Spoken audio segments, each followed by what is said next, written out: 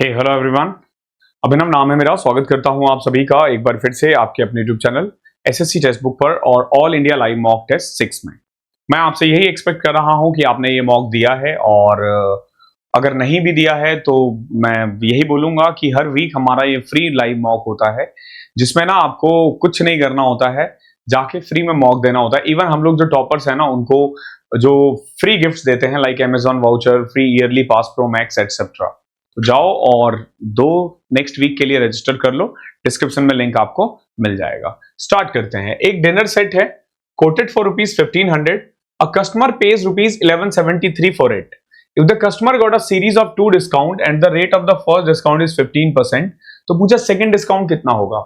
इसमें ना बच्चे गलती क्या करते हैं, अलग अलग डिस्काउंट निकालने के पीछे भाग जाते हैं, या टोटल ओवरऑल डिस्काउंट निकालने की कोशिश करते हैं। आपको नहीं निकालना है, ध्यान रखना।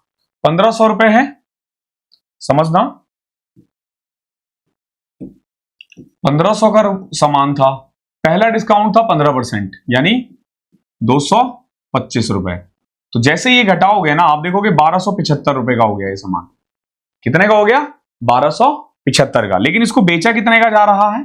इसको बेचा जा रहा है 1173 का, यानी 102 रुपए का डिस्काउंट और मिला है। मानते हो इस पे? अब आपको बस ये देखना है कि 102 1275 का कितना परसेंट है। 25 से कट करोगे ये 4, 125, 1, 51, 2, 8%। ठीक है। बहुत बच्चे पहले क्या करेंगे, 1173 1500 में घटाएंगे। बताना आपने भी वही किया होगा। This one is fastest, this one is fastest. पहले निकालेंगे और फिर सक्सेसिव का फॉर्मूला अप्लाई करेंगे। Why bro, why? नहीं करना है, गलत बात होती है। आगे देखो। When two equal amounts are deposited for 5 year and 3 year at the rate of 7 and 9%, the difference of their simple interest is 475. Find the deposited amount. आपसे पूछा कितना डिपॉजिट किया गया है। मान लो 100 रुपए डिपॉजिट किया गया, मान लो। पहले स्कीम में 100 रुपए, दूसरे वाले स्कीम में भी 100 रुपए। पहले पे 5% 7% के लिए, यानी टोटल 35 रुपए का इंटरेस्ट आएगा। ठीक है। 5 साल 7%, यानी 35 रुपए, और दूसरे पे 9% 3 साल, यानी 27 रुपए का। तो बताओ कितना डिफरेंस आ रहा है। आप देखोगे अगर प्रिंसिपल 100 रुपए हुआ ना, तो 8 रुपए का डिफरेंस आएगा। डिफरेंस है कितना? 475। तो देखो 475 जो है ना, वैल्यू है 8 की। बताओ 100 की कितनी होगी। 8 से कट करोगे इसे, 8 पंचे 40, 72, 8 नंबर 72, 30, 8 तिया 24, 8 सत्या 56, 8 पंचे 60। अब 100 से मल्टीप्लाई करोगे 5937.5 आ जाएगा। कोई रॉकेट साइंस नहीं लगाना जबरदस्ती इसको टफ करने के लिए। नेक्स्ट देखो।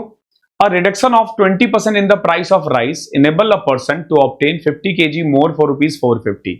जब मैं प्राइस को 20% कम कर देता हूं ना, तो मैं 450 kg ज्यादा खरीद पा रहा हूं। ध्यान रखना, 450 kg। जब मैं प्राइस 20% कम कर रहा हूं, यानी प्राइस 5 से 4 कर देता हूं। प्राइस मैं 5 से 4 कर देता हूं। देखो जब मैं प्राइस 5 से 4 करूंगा ना, तो क्वांटिटी ऑटोमेटिकली 4 से 5 हो जाएगा। अगर एक्सपेंडिचर सेम रखना है तो प्राइस अगर 5 से 4 होगा, तो क्वांटिटी 4 से 5 हो जाएगा। तो कितनी क्वांटिटी बढ़ी? एक क्वांटिटी। ये तो हम कह रहे हैं ना, ये लोग कह रहे हैं 50 ज्यादा हुआ है, तो इसको हम 50 से मल्टीप्लाई करेंगे। यानी कि पहले 200 क्वांटिटी खरीदी जा रही थी, और अब 250 क्वांटिटी। कितने में? 450 में। क्या पूछा? ओरिजिनल प्राइस पूछा है। देखो ओरिजिनल देखोगे ना, तो 450 रुपए में ना 200 kg खरीदा जा रहा था। तो ओरिजिनली देखोगे 2.25 आ जाएगा प्राइस। कितना आसान है। आगे देखो। ए एंड बी ने एक बिजनेस स्टार्ट किया है मिलकर, with A as an active partner. A क्या है? एक्टिव पार्टनर है, ध्यान रखना। A invest ₹4,000 and ₹2,000 more after 8 months. B invest ₹5,000 and withdraw 2,000 after 9 months. Being the active partner, A takes 100 as per month allowance from the profit. What is the share of B if the profit of the year is 6,700? सबसे पहले तो ये देखो, पैसा देखो। A ना कितना लगाया था? 4,000 रुपए 8 महीने के लिए, और फिर आखिरी के 4 महीने में ना 2,000 रुपए ऐड कर दिया। 8 और 32 40,000 हो जाएगा टोटल। सॉरी 8,000 बढ़ाए तो 24, 72,000 हो जाएगा। ओके, वही अगर आप बी का देखोगे ना तो बी ने 5,000 रुपए लगाए थे, लेकिन बी ने ना invest 5,000 and withdraw 2,000 after 9 months. आखिरी के 3 महीने के लिए 3,000 ही था, तो 5 इंटू में 9 45 और 9 54,000। अगर शेयरिंग देखोगे ना तो 72 और 54 आ रहा है, यानी ए और बी का जो रेशियो आ रहा है ना 9 18 से कट करोगे 4:3 आ रहा है। ए और बी का प्रॉफिट शेयरिंग रेशियो कितना है? 4:3 है, यानी जो भी प्रॉफिट होगा ना वो 4:3 बांटेंगे। अब देखो टोटल प्रॉफिट हो रहा है 6,700। 6,700 हमने कहीं पे 32 और 4 6 24 ओ 56 आ रहा है यार यहाँ पे। वही मुझे लग भी रहा था कि कहीं ना कहीं तो हमने 32 और 26 56,000 आएगा। 56 और 24 का रेशियो आ जाएगा 28 और 27। अब देखो टोटल प्रॉफिट तो 6,700 है, जिसमें से 1,200 रुपए ए निकाल लेगा, बचा कितना? 5,500। और 5,500 को जब आप 28 और 27 रेशियो में बांटोगे ना, यानी 2,800 और 2,700 आंसर होगा, बी को मिलेगा 2,700। अच्छा क्वेश्चन था। ए को टोटल 4,000 मिलेगा।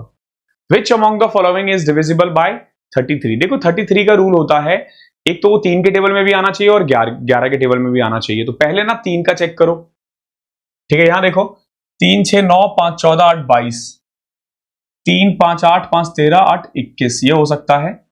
5 5 10 3 13 8 21 ये भी हो सकता है। 3 4 7 9 16 3 19 6 25 ये नहीं हो सकता। अब ये दोनों में से कोई एक आंसर होगा। अब इनमें से भी कौन सा होगा जो 11 के टेबल में आएगा? 11 का रूल क्या कहता है? देखो 3 + 5 8 8 16, 16 में से 5 गया 11 है, यही होगा 508 35508। यहां देखोगे ना तो 3 और 5 8 और 13, 13 में से 5 घटाओगे तो 8 आएगा। 8 11 के टेबल में नहीं आता। तो ध्यान रखना, या तो सम ऑफ द डिजिट 3 के टेबल में होगा और जो डिफरेंस ऑफ ऑड और इवन प्लेसेस है ना उसका डिफरेंस भी 0 होना चाहिए। सम ऑफ डिजिट जो होगा ऑड और इवन पे। आगे देखो the difference between the compound interest compounding half yearly for 1 year and simple interest for 1 year on a certain some for money lent out at 8% per annum is 64। तो पूछा है सम कितना होगा। देखो एक सम को ना या तो मैं 4% पे ऐसे लगा दूं, 8% पे सिंपल इंटरेस्ट पे। जैसे मान लो 100 रुपए लिया मैंने, तो मैंने इसको 8% सिंपल इंटरेस्ट पे लगा दिया। आप बोलोगे सर आप 1 साल के बाद 8 रुपए कमा लोगे। कितना कमा लोगे? 8 रुपए। या फिर मेरे पास दो ऑप्शन है कि मैंने ना इसको हाफ ईयरली लगा दिया कंपाउंड इंटरेस्ट। तो हाफ ईयरली में क्या होता है, रेट हो जाता है हाफ और टाइम हो जाता है डबल। तो 100 का 4% 4 4 और 4 का 4% 0.16, यानी टोटल में कितना कमाया? 8.16। पहले वाले केस में 8 और दूसरे वाले में 8.16, तो दोनों का डिफरेंस कितना है? 0.16, जबकि ये कह रहे हैं 64 है। 64 वैल्यू है 0.16 की। तो बताओ 100 की कितनी होगी? पॉइंट हटा के 2 0 लगाओ, 16 से कट किया 4, 40,000 आ जाएगा। देख लो कितना प्यारा है। आगे देखो what is the value of this? Simplification है और तो कुछ नहीं है। 6 माइनस, यहां देखो 6 डिवाइडेड बाय 2 3, बाकी तो प्लस ही है। तो 3 + 7 10, 10 में से 5 गया 5। ध्यान रखना यहां इनटू है तो पहले इनटू करना पड़ेगा हमें। ब्रैकेट सॉल्व करो, यहां देखो 2 डिवाइडेड बाय 2 1, 3 में से 1 गया 2 गुना 5 माइनस 6, 10 में से 6 गया 4, 4 गुना 5 20, 6 में से 20 घटाओगे -14। इजी है, कोई बहुत ज्यादा टफ नहीं है। एक क्वेश्चन देखो, ये क्वेश्चन देखो, पाइप ए और बी है ना वो फिलिंग पाइप है और सी जो है ना ये एक एम्प्टिंग पाइप है जो पानी को बाहर फेंकती है। A and B can fill a tank in 72 and 90 minutes. When all of the 3 pipes are open together, the tank gets filled in 2 hours. अगर तीनों को मैं एक साथ ओपन कर दूं तो टैंक फिल हो जाता है 2 घंटे में। A and B are open together for 12 minutes then close. पूछा सी को ओपन किया गया है, कितनी देर में वो खाली कर देगा। यानी आपसे ये पूछा है कि जो ए और बी 12 मिनट में जितना पानी भरता है ना, सी को उतना ही खाली करने में कितना टाइम लगता है। तो 3 थे, ए लेता है 72 मिनट, बी 90 मिनट और सी 120 मिनट। 2 घंटे का मतलब 120 मिनट होता है। 360। एफिशिएंसी की बात करें तो 5, 4 और 3 नेगेटिव में। नेगेटिव क्यों? क्योंकि वो पानी बाहर फेंक रहा है। अब देखो 5 और 4 की रफ्तार से कितना आएगा? 9। ठीक है, 9 इंटू में क्या आएगा? अब देखो 12 मिनट तक इन्होंने काम किया ए और बी ने, यानी 108 लीटर भर चुके हैं। अब इसको खाली करना है सी को 3 की रफ्तार से, तो आप खुद देखोगे 9 ए और B open for 12 minute. The tank will be empty after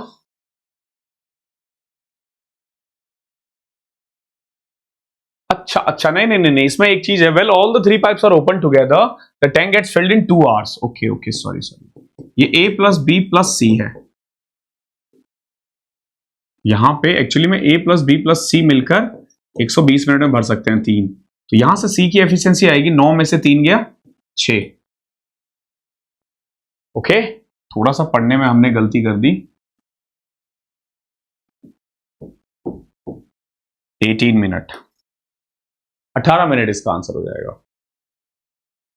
यहां देखो the given pie diagram shows the expenditure incurred on the preparation of a book by a publisher under various head. DI की classes कल मिलने वाली है आपको 5 घंटे की, उसमें भी है ये question. Various expenditure incurred in publishing a book, the mark price of a book is 20% more than cost price if the mark price of book is 30। अब देखो ये जो मार्क प्राइस है ना, ये 20% ज्यादा है कॉस्ट प्राइस से, यानी कि मार्क प्राइस कॉस्ट प्राइस का 120% है। तो यहां से कॉस्ट प्राइस आ जाएगा 25 रुपए। अब क्या पूछा है? What is the cost of paper used in the single copy of the book. अगर देखो पेपर की बात करें ना, तो ए है हमारा paper which is equal to 20%। कितना है? 20%। तो 25 का 20% कितना होता है? 5। यहां देखो Raja and Kundan together can build a wall in 20 days.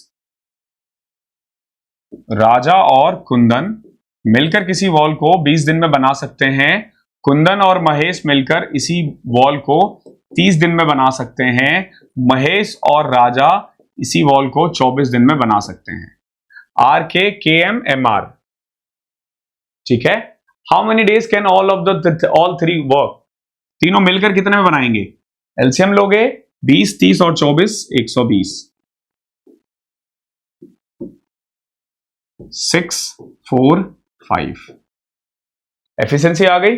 अब देखो जब आप R plus K plus M निकालोगे ना, तो आपको सब ऐड करके 2 से डिवाइड करना पड़ेगा, तो 15/2 आ जाएगा। अब बताओ 120 काम करने में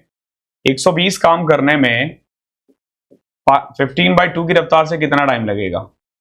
आप बोलोगे सर 16 आवर्स लगेगा। ठीक है, तो मतलब अभी तक अगर मैं बोलूं तो पेपर का लेवल मुझे बहुत ज्यादा टफ तो नहीं लग रहा है, अभी तक तो इजी है। ओके, अगला क्वेश्चन देखते हैं। 2 मिनट रुकना। क्वेश्चन क्या है? ए अकेला किसी काम को 10 दिन में कर सकता है, बी अकेला इसे 20 दिन में कर सकता है और सी अकेला इसे 30 दिन में कर सकता है। और तीनों ने मिलकर 1100 रुपए अर्न किया है by doing this project.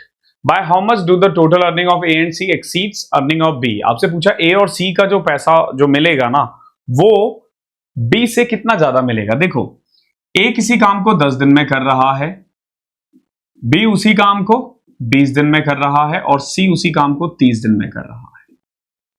LCM लोगे 60, एफिशिएंसी आएगी 6, 3 और 2। पैसा भी इसी रेशियो में मिलना चाहिए, यानी ये जो 1100 रुपए है ना, इसको आप 6, 3, 9 और 2 11 के रेशियो में बांट दोगे। ठीक है, कितने रेशियो में? 11 के रेशियो में।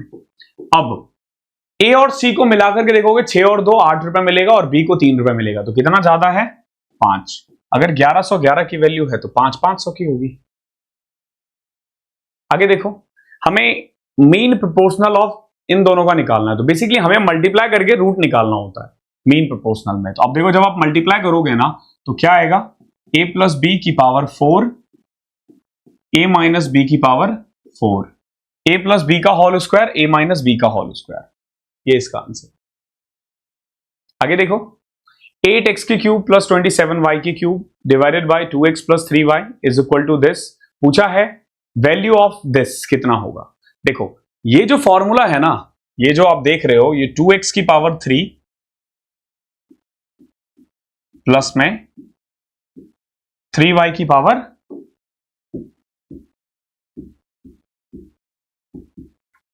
3 इसके बराबर है। ठीक है, अब देखो a की क्यूब प्लस b की क्यूब का फॉर्मूला क्या होता है, a plus B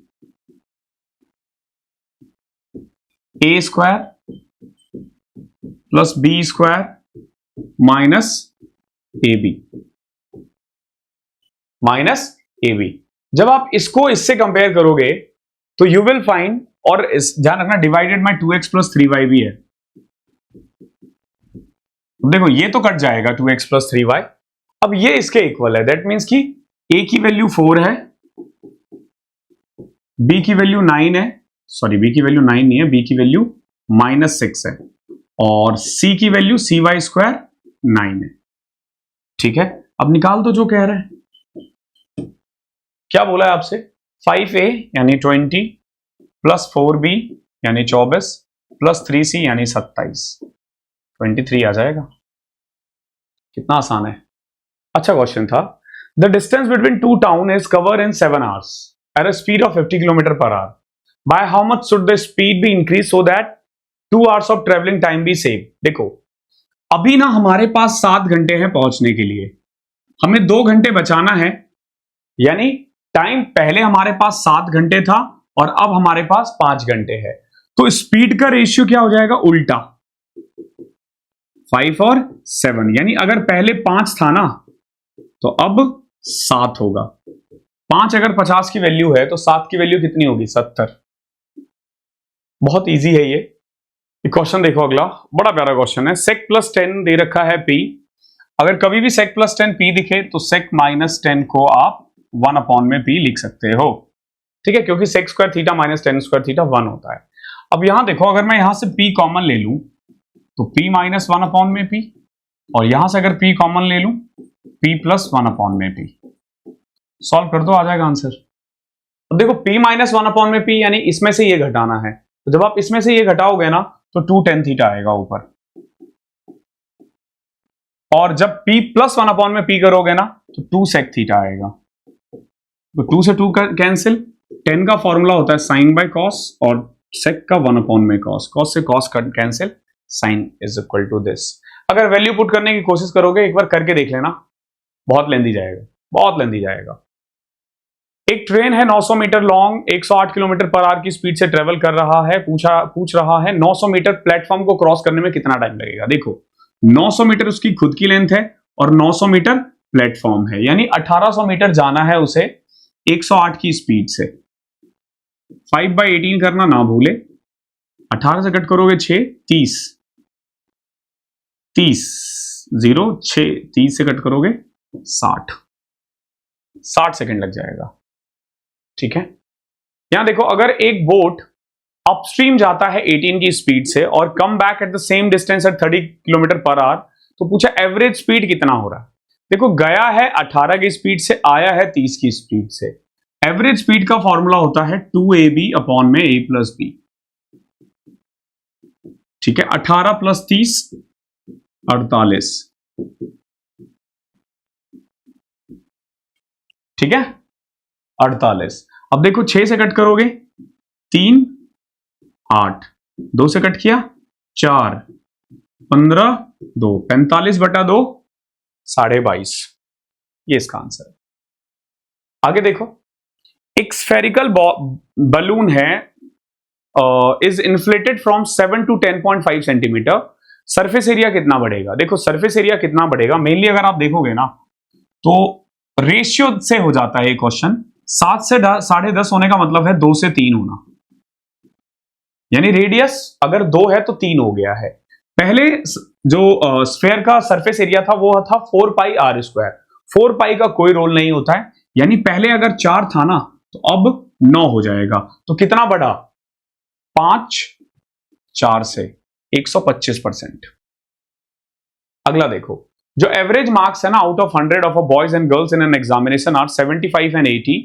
if the average marks of the all the student in the examination is 78, तो पूछा रेशियो कितना होगा। देखो, बॉयज है 75, गर्ल्स है 80 और कंबाइंड कितना है 78। 3 और 2, कितना आसान है, इससे आसान क्या लोगे यार। A and B are two prime number, ध्यान रखना प्राइम नंबर है, एलसीएम 209 है। तो पूछा ए स्क्वायर माइनस बी क्या आएगा, यानी दो प्राइम नंबर जिसको अगर मैं मल्टीप्लाई करूं ना तो 209 आए। दो प्राइम नंबर, अगर प्राइम नंबर है तो कॉमन कुछ नहीं होगा, तो आपको देखना पड़ेगा किन दो प्राइम नंबर को मल्टीप्लाई करके ना 109 आए। ठीक है, 1 बाय 1 देखना पड़ेगा। 17 से नहीं कट रहा, 7 से कट रहा है क्या, ये देखना पड़ेगा आपको किससे कट रहा है। 7 से 14 नहीं, 11 से 110 और 99 200, 11 से कट रहा है। 11 एकम 11, 19, 19 और 11 ये आ जाएगा 2 नंबर। ए बड़ा है बी से, यानी ए है 19, तो 19 का स्क्वायर 361 माइनस 11। कोई और तरीका नहीं है इस क्वेश्चन को करने का, कोई और तरीका नहीं है। यहां देखो, कभी भी एक सेकेंड और कॉर्ड दिखे, जैसे इस क्वेश्चन में देखोगे आप, एक सेकेंड है और एक टेंजेंट है, तो टी जेड का स्क्वायर जो होगा ना वो इक्वल होगा Z Y into Z X के। तो 12 का square 144 is equal to 8 into 8 plus X. अब आप खुद देखो, 8 से कट करो, 8 एकम 8, 8 8 64, एक्स की वैल्यू 10 आ जाएगी। क्या पूछा आपसे, एक्स वाई ही पूछा है ना, 10 सेंटीमीटर। देख लो कितना प्यारा क्वेश्चन है। अगला देखो, the distance between the topic of two building of height 38 metre and 58 metre is 52 metre. What will be the distance between two building. देखो, जो दो बिल्डिंग के top, the distance between top of two building of height 38 and 58 is 52। तो पूछा है दोनों building के बीच का डिस्टेंस कितना होगा। देखो, एक बिल्डिंग ये है, एक बिल्डिंग ये है, समझना। अगर मैं टॉप के लेंथ को देखो ना, टॉप के डिस्टेंस को, वो कितना है 52 मीटर है। अब समझना, एक की हाइट है 38, एक की हाइट है 58, ऐसा ही है ना, यानी ये वाला पार्ट 20 होगा। अब एक बात बताओ, ये 20 है, ये 52 है, तो ये कितना होगा। ठीक है, अगर आप देखोगे तो ये 26 है, ये 10 है, या ये कह लो ये 13 है, ये 5 है, तो ये तो 12 होगा। 12 इंटू 4 48। पाइथागोरस ट्रिपलेट लगाओ। हर क्वेश्चन करने का ना एक तरीका होता है, ध्यान रखना। कभी भी ना ये जो पूरा सॉल्व करते हो ना उसके चक्कर में मत पड़ा करो। हर क्वेश्चन का ना एक तरीका है। जैसे यहां देखो, दो ट्राइंगल है, एरिया है 121 और 64, तो एरिया का जो साइड का रेशियो आएगा ना वो आएगा 11 और 8। सीधा एग्जाम में आपको ऐसे करना है, एबीसी का 11 है और पीक्यूआर का 8 है। अगर पीक्यू 12 है तो अब देखो यहां PQ है ना, तो आप PQ की हेल्प से AB ही निकालोगे। मैंने अभी तक क्वेश्चन नहीं देखा है, लेकिन AB ही पूछा गया होगा। देख लो कितना होगा, 4 से कट किया 3, 2, 33/2 16.5। आगे देखो, the area of triangle 480 centimetre और साइड का रेशियो है 10 24 26। 10 24 26 का रेशियो दिखते ही आपको पता चल जाना चाहिए वो राइट एंगल ट्राइंगल है।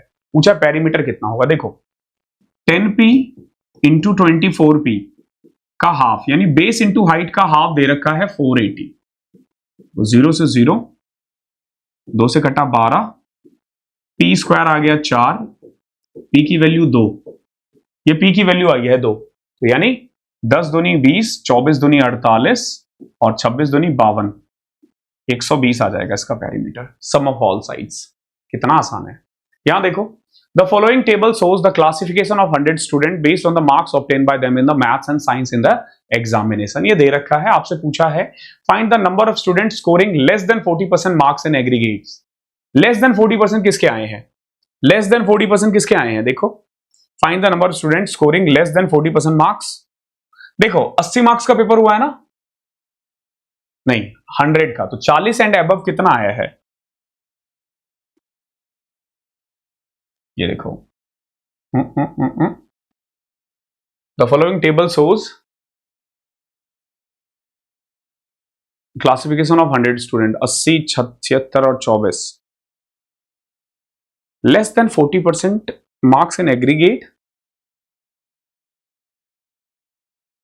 देखो मैथ्स में 20 बच्चे हैं जिनके 40 से कम है, साइंस में 24 बच्चे हैं और इसमें 22 बच्चे हैं। Find the number of student scoring less than 40% marks in aggregates. अच्छा सॉरी एवरेज दे रखा है एग्रीगेट, ये मैंने देखा नहीं था। 22 है तो आसान है। देखो 40 से ऊपर अगर 78 है 100 में से, तो 40 से कम कितने होंगे? 22 होंगे। कितना सिंपल था। ठीक है, पढ़ने में ही थोड़ा टाइम लग गया, वरना क्वेश्चन बहुत ज्यादा टफ नहीं था। तो this is it from this session. Okay, मिलता हूं नेक्स्ट टाइम। और मैं फिर से वही बोलूंगा, लाइव मॉक देते रहो, नहीं दोगे तो आपका बहुत भयंकर नुकसान होगा। अच्छा मॉक था, पेपर का लेवल भी कुछ कुछ ऐसा ही आता है। Okay, thank you so much. चलिए भाई, good evening everyone, good evening all of you, good evening ready कर दीजिए। चलिए आज के लिए हम लोग यहाँ पर सेशन को स्टार्ट करते हैं, रेडी कर दीजिएगा। जिन्होंने भी मॉक टेस्ट नहीं दिया है, हर हफ्ते यहाँ पर मॉक टेस्ट होता है आप लोगों का, ठीक है। एसएससी टेक्स्ट बुक यहाँ पर जो आप लोगों का टेक्स्ट बुक ऐप पर ये फ्री हमारा चलाया जा रहा है। फ्राइडे को सुबह 9 बजे से सैटरडे शाम 6 बजे तक आप ये टेस्ट दे सकते हो, और उसी के सैटरडे शाम 6 बजे से ही आप लोग को यहाँ पे पूरे टेस्ट का एनालिसिस मिल जाता है, सारे टीचर्स का एनालिसिस मिल जाता है कि वो पेपर जो आया उसको हम सॉल्व करवा देते हैं। तो आप टेस्ट दे सकते हो, बिल्कुल फ्रीली है। एसएससी सीजीएल का ऑल इंडिया लेवल पे अल्टीमेट मॉक टेस्ट है ये। आप हर हफ्ते अपनी तैयारी को चेक कर सकते हो कि आपके कितने मार्क्स आते हैं, ठीक है। तो वीडियो के नीचे, हर वीडियो के नीचे आपको डिस्क्रिप्शन बॉक्स में लिंक मिलेगा टेस्ट का, आप अभी जाइए, एनरोल करें और फ्रीली टेस्ट दीजिए। चलिए आज का सेशन शुरू करें।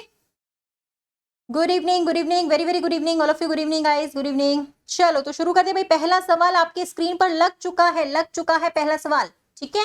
कोर्सेज को ज्वाइन करने के लिए, क्रैश कोर्सेज को ज्वाइन करने के लिए RT10 कोड लगा सकते हो, ठीक है।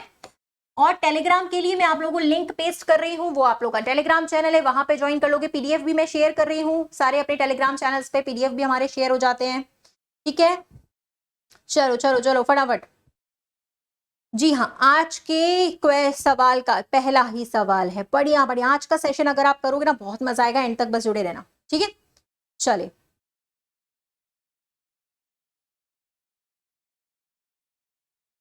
ये आपका टेलीग्राम का लिंक है, जो लोग भी नहीं जुड़े हुए हैं वो जुड़ सकते हैं। चलो फटाफट से करना है इसमें। बताइए भाई, आपको सीरीज का सवाल दिया गया है ना।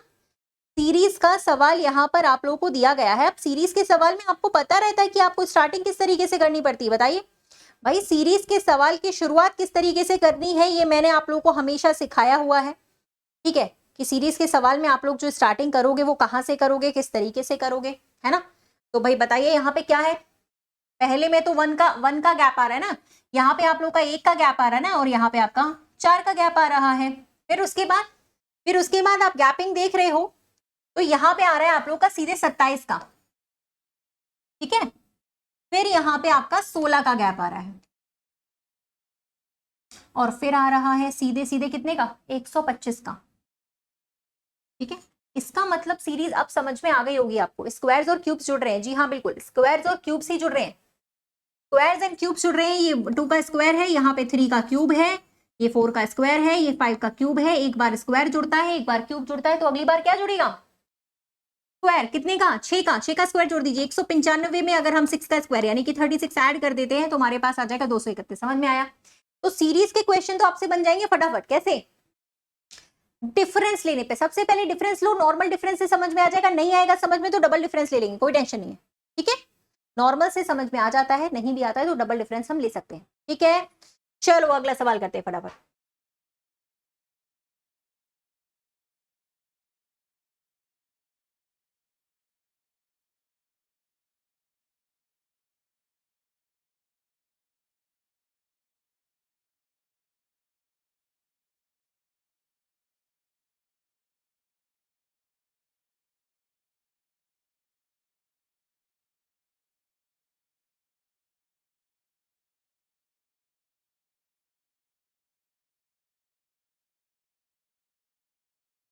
चलिए अगला बन गया। यहाँ पे तो आपकी सीरीज चल रही थी, सीधे सीधे क्या हो रहा था भाई बताइए।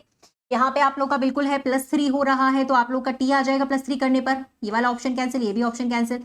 दूसरा भी आप लोग का 3 3 जुड़ रहा है, तो ओ में अगर हम 3 जोड़ेंगे तो यहाँ पर आ जाएगा r, तो tr वाला हमारा बनेगा TRP कौन सा है, सी ऑप्शन है हमारे पास, +3 हो रहा था सभी में +3, ठीक है, सारे लेटर्स में +3 चल रहा था। चलिए फिर अगले वाले पे, इनमें से हमें अलग निकालना है, अलग वाला option. Good evening, very very good evening, good evening, good evening, good evening, good evening.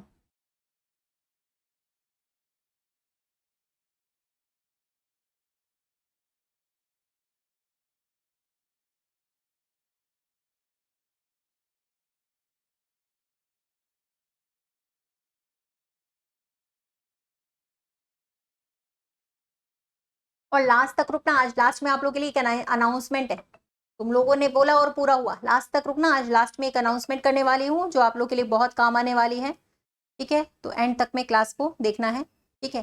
चलिए यहाँ पे कौन सा अलग हुआ, पता चला कुछ, गैपिंग समझ में आई, गैपिंग समझ में आई, कितने की आ रही है, आ रही है समझ में भाई? पहले में तो आपकी यहाँ पे 4 की गैपिंग आ रही है ना, ठीक है, उसके बाद यहाँ पे आपका 2 का गैप आ रहा है, और यहाँ पे आप लोगों का कितने का गैप आ रहा है, पहले वाले में 25 में और 24 में 1 का गैप आ रहा है, 2 और 1 का, 4 2 1 का, पहले यहाँ पे भी 4 का, फिर 2 का, फिर यहाँ पे भी आपका 1 का गैप है, -1, यानी पहले +4, फिर आप लोग के यहाँ पर आ रहे हैं +2 और फिर आ रहे हैं -1। तीसरा भी चेक कर लेते हैं, 4 का गैप, 2 का गैप और -1, +4 +2 -1, लेकिन लास्ट वाला हमारे ऑप्शन में मैच नहीं कर रहा है, लास्ट वाला जो है वो हमारे ऑप्शन में मैच नहीं कर रहा है, तो एंड वाला जो है हमारा अलग हो जाएगा, क्योंकि वो हमारे इस पैटर्न में मैच नहीं कर रहा था, ठीक है। चलिए अब यहाँ पे वैल्यू पुट करते हैं और आंसर निकालते, क्या आना चाहिए, वैल्यू पुट करें और आंसर निकाले, ABCD की वैल्यू पुट करके यहाँ पे आंसर निकाल देते हैं, ठीक है।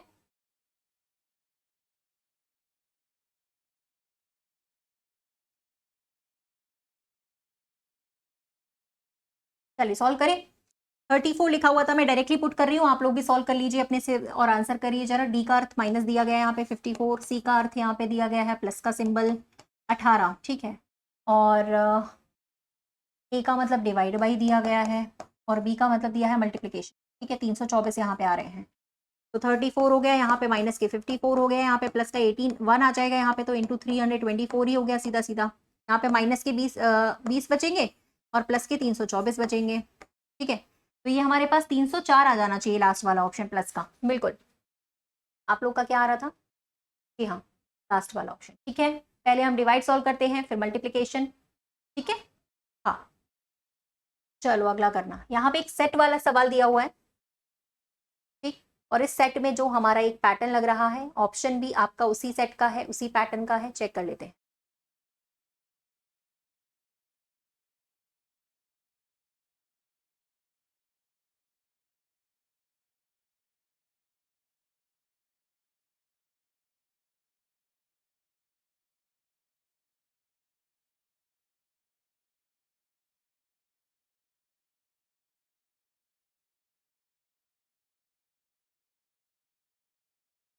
देखिए भाई, अभी जो बैचेस स्टार्ट हो रहे हैं CHSL के लिए वो क्रैश कोर्स है, ठीक है, क्रैश कोर्स में सारी चीजें यहाँ पर शुरू से सिखाई जाती हैं, ठीक है, तो शुरू से सिखाया जाएगा, है ना, लेकिन आप बिल्कुल बेसिक से 0 से कर रहे हो तो फिर उसमें थोड़ा सा आपका ये रहेगा कि पूरी चीजें आप कर तो रहे हो, लेकिन आप 1 से 1.5 महीने के अंदर आप सोच रहे हो कि मतलब पूरी चीजें आपकी कवर हो जाएंगी, कवर तो आपका पूरा हो जाएगा, लेकिन उसके लिए आपको खुद से भी प्रैक्टिस करनी पड़ेगी 10 से 12 घंटे की, ठीक है।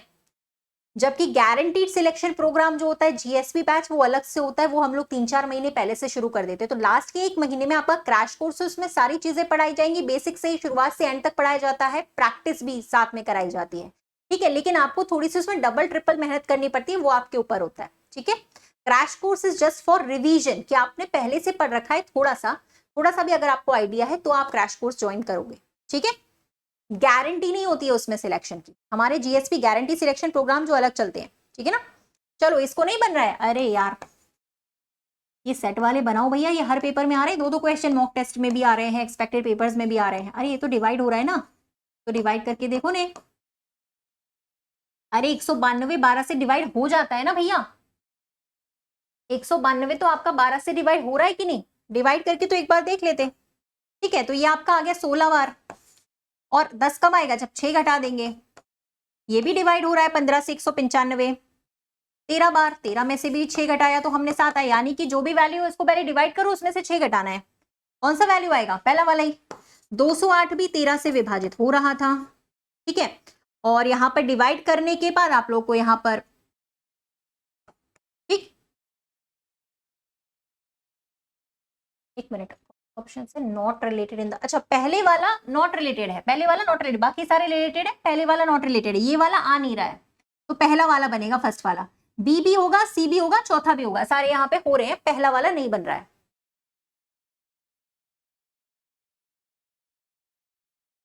ठीक है। हाँ, क्योंकि ये डिवाइड नहीं हो रहा था, 13 से डिवाइड नहीं हो रहा था ना, ये देखो हमने डिवाइड करने गए तो हुआ ही नहीं, इसीलिए पहले वाला नहीं बन रहा था, नॉट लिखा हुआ था, नॉट नॉट नॉट। कौन सा वाला? दिए गए सेट के जैसा सेम नहीं है, हाँ, तो बाकी के सारे बन रहे, पहला ही हमारा क्रॉस हो गया। मैंने पहला चेक करा, 13 208 से विभाजित ही नहीं हुआ, ठीक है। हाँ, तो पहला ही हमारा कैंसिल हो गया, बाकी सारे बन गए, बाकी सारे चेक करने की जरूरत ही नहीं है क्योंकि पहला हमारा गलत हो चुका है, ठीक है। Good evening. एक तो तुम लोग जो बातें कर रहे हो बाद में पूछना, बाद में मैं बाद में पूरा बता दूंगी, बाद में 5 मिनट एक्स्ट्रा क्लास लूंगी, ठीक है, और उसमें सारा कुछ बता दूंगी। अभी क्लास के बीच में डिस्टर्ब होता है, मेरा क्वेश्चंस पे से ध्यान हट जाता है, ठीक है। तो आप जो भी सवाल पूछोगे मैं बाद में 5 मिनट का समय दूंगी, उसमें पूछ लेना। अभी आप लोग क्वेश्चंस पूछते उसके आंसर देने के चक्कर में यहाँ पे मेरा कंसंट्रेशन नहीं हो पा रहा है, ठीक है। तो सवाल बाद में, बातें बाद में, पढ़ाई कर लो पहले। चलो अगला, यहाँ पे लिखा हुआ है YZWT जो है आपका, वो रिलेटेड है DEAX के साथ। आज के सवाल बहुत अच्छे, अगर आपने सारे कर लिए ना तो बस समझ लीजिए CGL लेवल के भी क्वेश्चंस हैं आज के, CGL लेवल के ही क्वेश्चंस हैं आज के, ठीक है। करो इसको जरा सॉल्व।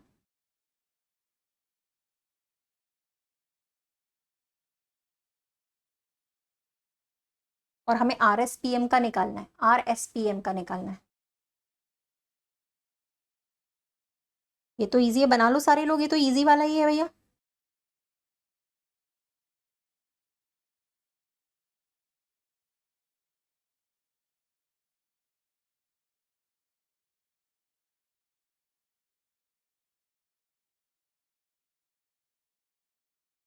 चलो यहाँ पे भी 5 ऐड हुए, यहाँ पे भी 5 ऐड हुए, फिर 4 ऐड हुए, फिर भी 4 ऐड हुए, +5 ठीक है। उसके बाद +4 पैटर्न बन रहा है कांस्टेंट, यहाँ पे ज्यादा हमें समझने की जरूरत ही नहीं है। 5 5 और 4 4 जुड़ते जा रहा था। कौन सा ऑप्शन आ रहा था चेक करें, RSPM का हमें निकालना था। तो पहले यहाँ पर 5 जुड़ेगा, ठीक है ना, उसके बाद भी 5 जुड़ेगा, उसके बाद 4 जुड़ेंगे, उसके बाद भी 4 जुड़े, लास्ट ऑप्शन आएगा डी वाला, ठीक है। हाँ चलो ये वाला करना, ये वाला करिएगा, मैं नीचे की लाइन हटा देती हूँ, इसको पूरा सॉल्व करिएगा आप लोग। ये तो आपसे बनता है ना भाई, सिलॉक्स के क्वेश्चन बनते हैं ना। और आप लोग वीडियो सेक्शन में देखना, CHSL के लिए टारगेट कर रहे हो ना, मैंने एक वीडियो बनाया है, वीडियो सेक्शन में देखना, कल वो अपलोडेड हो जाएगा, ठीक है। उसमें देखना कौन कौन से टॉपिक CHSL में सबसे ज्यादा पूछे जाते हैं, लास्ट 5 ईयर्स में सबसे ज्यादा कौन कौन से टॉपिक्स पूछे गए, उसके बारे में पूरा डिटेल बताया। 5 से 10 मिनट का वीडियो रहेगा, वीडियो सेक्शन में जरूर देखना, ठीक है। चलिए इसको चेक करो,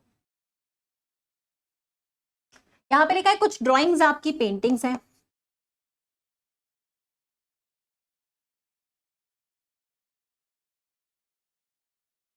और जितने भी स्केचेस हैं वो भी पेंटिंग्स हैं, स्केचेस सारे पेंटिंग्स के अंदर आएंगे। और no art is a drawing, कोई आर्ट ड्राइंग नहीं है, ये आर्ट है, आर्ट की लड़ाई चल रही ड्राइंग से, ठीक है भैया।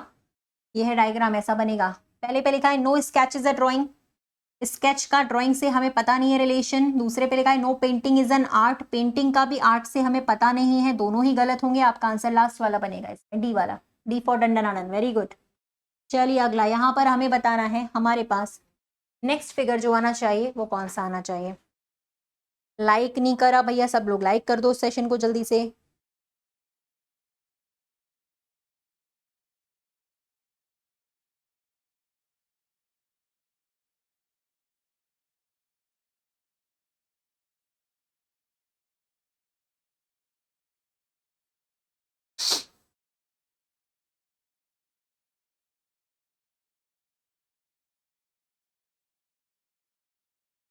एक सीरीज पर्टिकुलर यहाँ पे फॉलो हो रही होती है, अगर आप इसको चेक करें तो, ठीक है।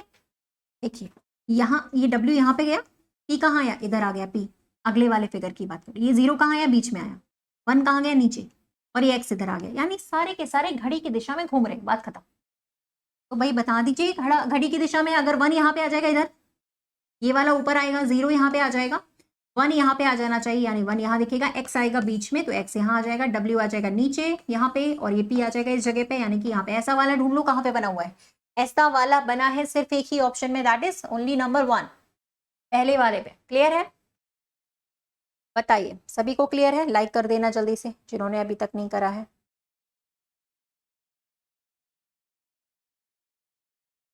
चलो इसको सॉल्व करो।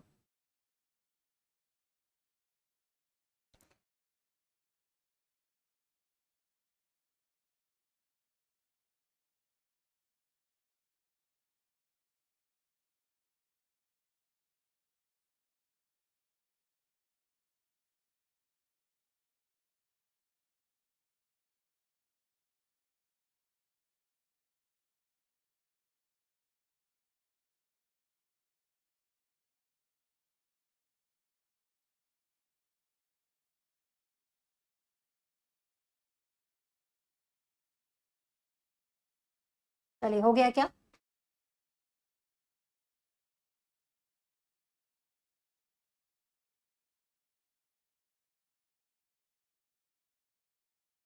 ठीक है तो करें, बनाए इसको। यहाँ पे पूछा था यहाँ पर m जो है वो t से कैसे रिलेटेड है ना, तो बना लेते हैं। पहला तो डिवाइड ही लिखा है, डिवाइड मतलब बेटी है, यानी कि t आपकी बेटी है, किसकी? v की, ऐसे। फिर मल्टीप्लीकेशन का साइन दिखा है, मतलब भाई है, v ब्रदर है आपका q का।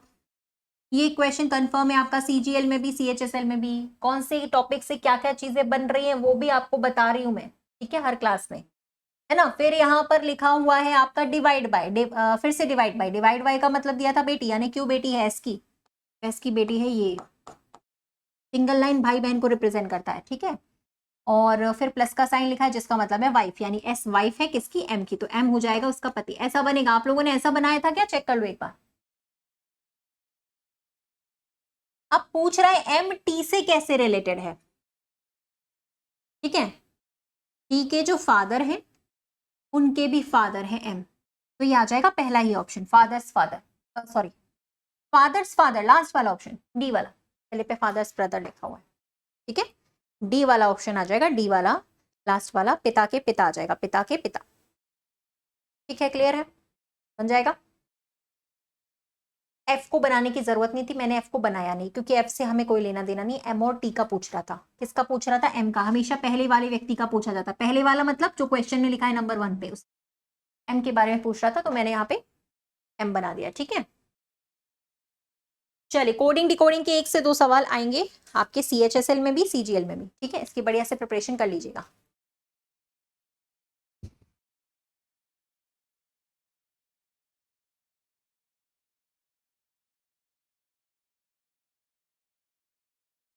चलिए एलीज शब्द का कोड यहाँ पे दे रखा है, समझना, REHLKA,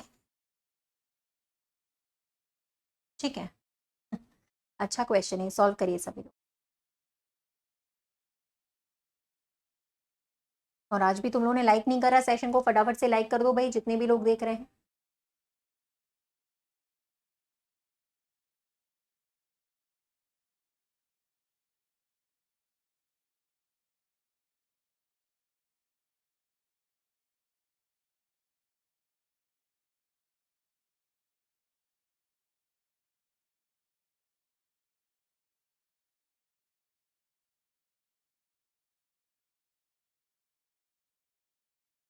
और कोडिंग के हिसाब से भी देखना है, यहाँ पर हम क्रिस क्रॉस वाला तो लगाने को तो लगा भी सकते हैं, देख लेते हैं। बैलेट का कोड अगर हम लगाएं यहाँ पे -1 कर दें तो इधर, हाँ -1 भी आ जाएगा, ठीक है।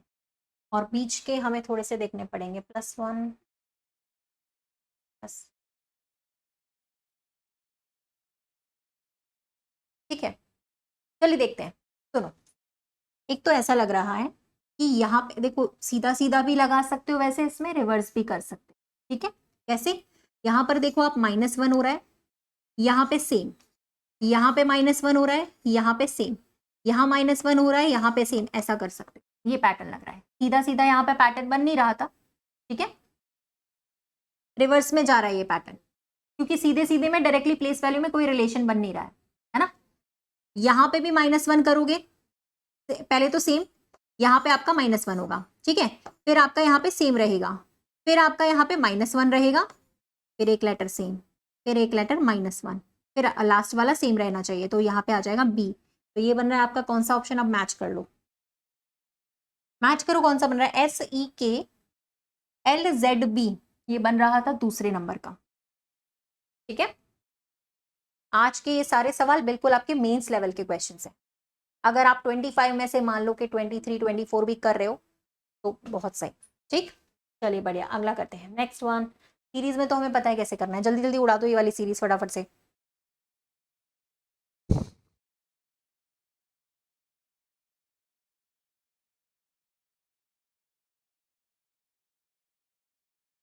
चलो गैप निकाल लेना तो बन जाएगा।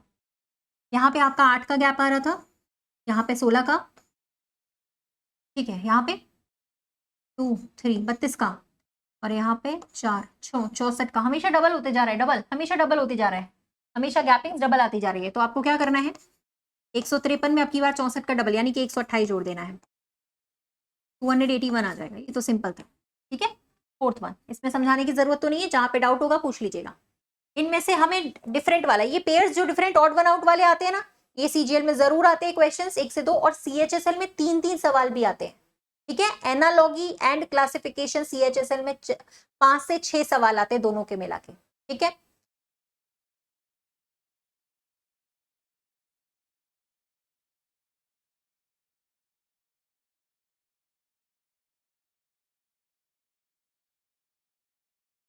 अरे ये तो सारे वो वाले हैं भाई, स्क्वायर्स वाले पैटर्न है। देखो ये 5 का स्क्वायर होता है, उसमें 3 जोड़ के लिखा है।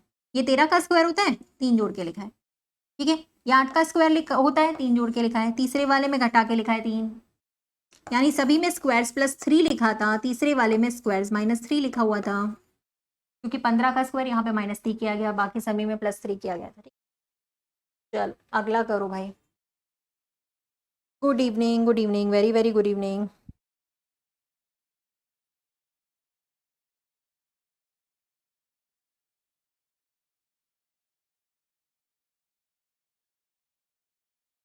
हाँ, पहचान कौन वाला क्वेश्चन है, यस। चलिए इसमें तो फिगर को कंप्लीट करना है, कौन सा वाला आएगा, स्क्वायर जैसा शेप होना चाहिए भाई। स्क्वायर वाला शेप एक ही वाले में आ रहा है, ये वाला, ये स्क्वायर वाला शेप होना चाहिए, सेकंड में ही आ रहा था, और तो कोई आएगा नहीं। ऑप्शन नंबर बी पे लगा देना, ठीक है। फिगर वाले क्वेश्चन जरूर आएंगे, सीजीएल में, सीएचएसएल में बहुत ज्यादा आते हैं, 5 से 6 सवाल आते हैं, सीजीएल में आपके 2 से 3 सवाल पूछेंगे, ठीक है। चलिए यहाँ पर आपको बताना है 1 2 3 4 5 6 डिजिट है यहाँ पे आपकी, 2 के विपरीत कौन सी है, पासे का सवाल है। क्लोज वाले ही आते हैं, पासे ओपन वाले आते हैं कम, बहुत लेस पूछता है, ठीक है।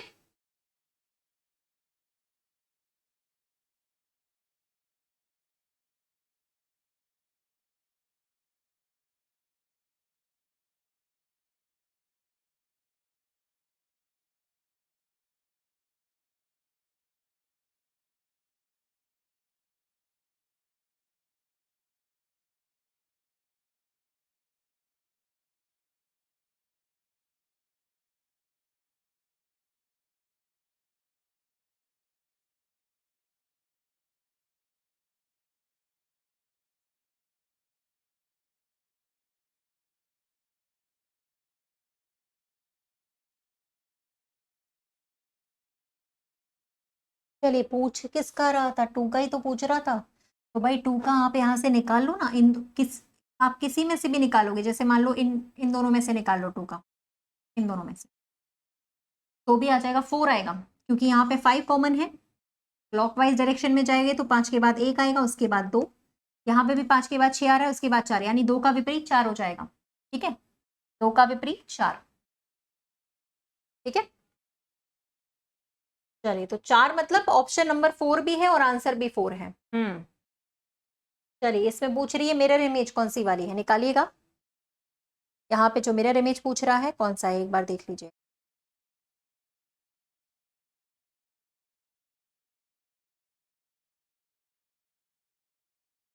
पी से स्टार्ट होने वाला होना चाहिए, पहला दूसरा गलत, पी से स्टार्ट होने वाला, चौथा भी गलत क्योंकि वहां पे ए गलत है, नहीं नहीं यहाँ पे ए वाला गलत है, इसीलिए आंसर सिर्फ तीसरा बनेगा, थर्ड वाला, ये तो इजी था। चलिए एक और आया सिलॉक्स का। सिलॉक्स के 2 क्वेश्चंस कंफर्म है, सीजीएल में भी सीएचएसएल में। बता रही हूँ ना, टॉपिक वाइज वेटेज का मैंने एक वीडियो बनाया है, ठीक है, जिसे आप आराम से देख सकते हो। वो वीडियो कल वीडियो सेक्शन में अपलोड हो जाएगा। टॉपिक वाइज वेटेज यानी सीजीएल और सीएचएसएल में कौन कौन से टॉपिक से कितने कितने नंबर का पूछता है, तो आप टॉपिक वाइज तैयारी कर सकते हो, आप लोग के लिए आसान रहेगा, ठीक है। तो वीडियो सेक्शन में आप उसे देख सकते हो। चलो, कुछ रिवर्स आपके एनिमल्स हैं,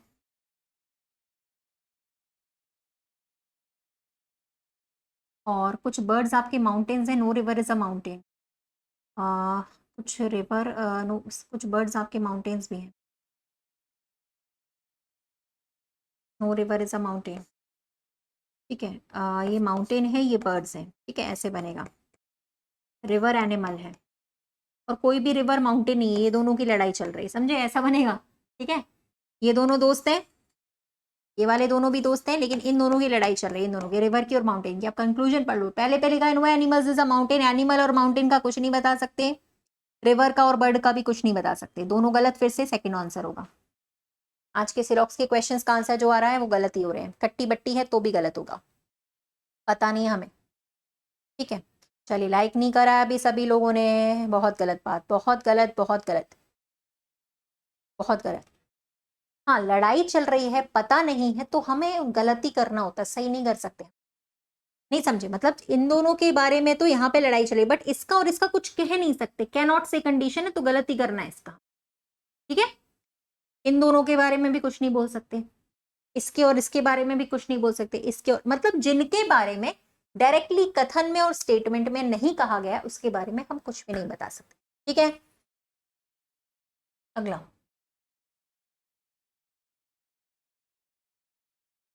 आंसर 3 नहीं होगा, 2 होगा। नाइदर आएगा ना, नाइदर, नाइदर मतलब दोनों गलत। आंसर ये होगा कि दोनों गलत हैं, दोनों गलत मतलब सेकंड ऑप्शन होता है। पॉसिबिलिटी होगा, पॉसिबिलिटी होगा, बट यहाँ पे पॉसिबिलिटी नहीं पूछा गया ना। तो यहाँ पे लिखा है दोनों फॉलो नहीं कर रहे हैं, तो सेकंड आंसर होगा।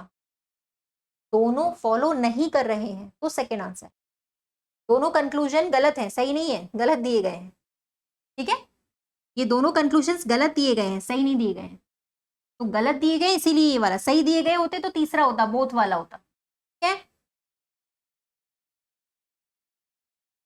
चलो अगला करो।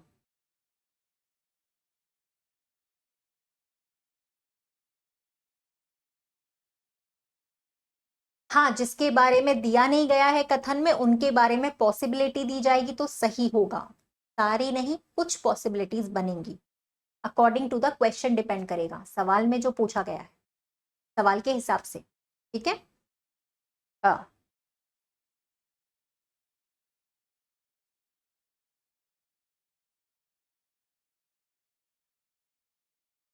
चलो अब यहाँ पे क्या बन रही है, तो सीधी सीधी सीरीज है भैया, निकालो।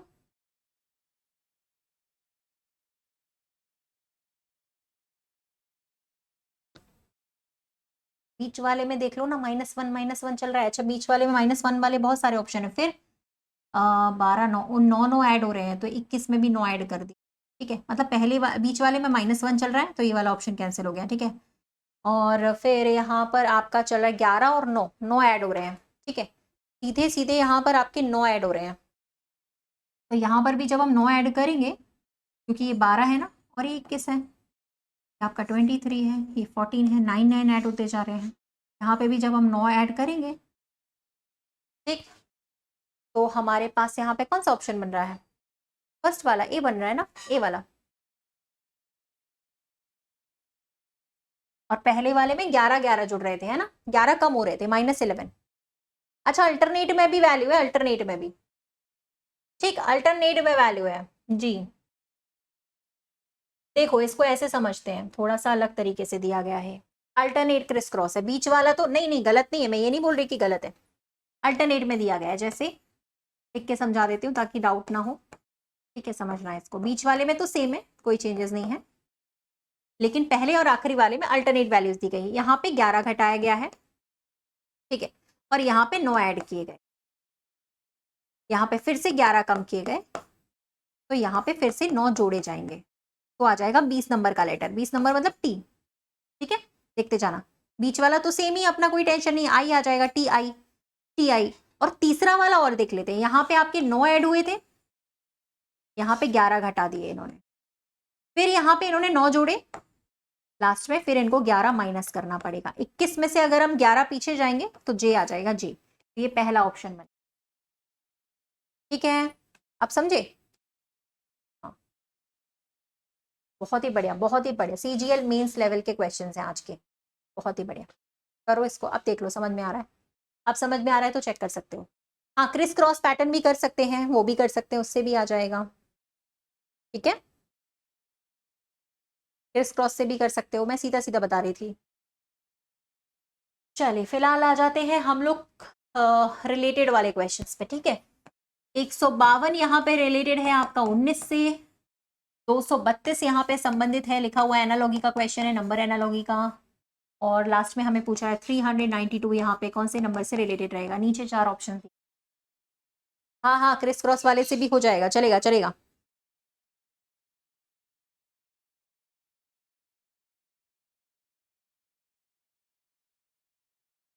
चलो, ये तो सीधा सीधा था भाई। यहाँ पे 8 से मल्टीप्लाई करते तो ये नंबर आ जाता, 29 का भी 8 से मल्टीप्लाई करते तो ये नंबर आ जाता हमारा। ठीक है, तो हमें सीधे 8 से मल्टीप्लाई करना होगा, कौन से नंबर का? 49 का, बिल्कुल सही है। 49 का 8 से मल्टीप्लाई करेंगे तो ये वाला नंबर हमें मिलेगा। सभी में कांस्टेंट मल्टीप्लिकेशन चल रहा था 8 से। ठीक है, चलिए 200 250 प्लस लोग लाइव देख रहे हैं, अभी तक सभी ने लाइक नहीं करा, पहले लाइक करो। चलो तभी अगला क्वेश्चन कराऊंगी, लाइक करो फटाफट से। ठीक है,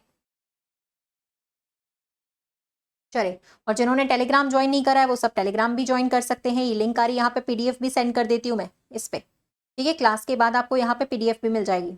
और क्लास मिस मत करिए, रेगुलर क्लास करिए। ठीक है, और लास्ट में आप लोगों के लिए एक बढ़िया सा अनाउंसमेंट भी है अभी, है ना, रिगार्डिंग कल के क्लास के रिगार्डिंग। ठीक है, तो लास्ट तक रुकना है, छोड़ना नहीं। चलो अगला करें। पासे का सवाल आ गया, सिंपल वाला, इसको तो तुरंत खत्म कर दो, देखते ही उड़ा दो इसको तो जल्दी से।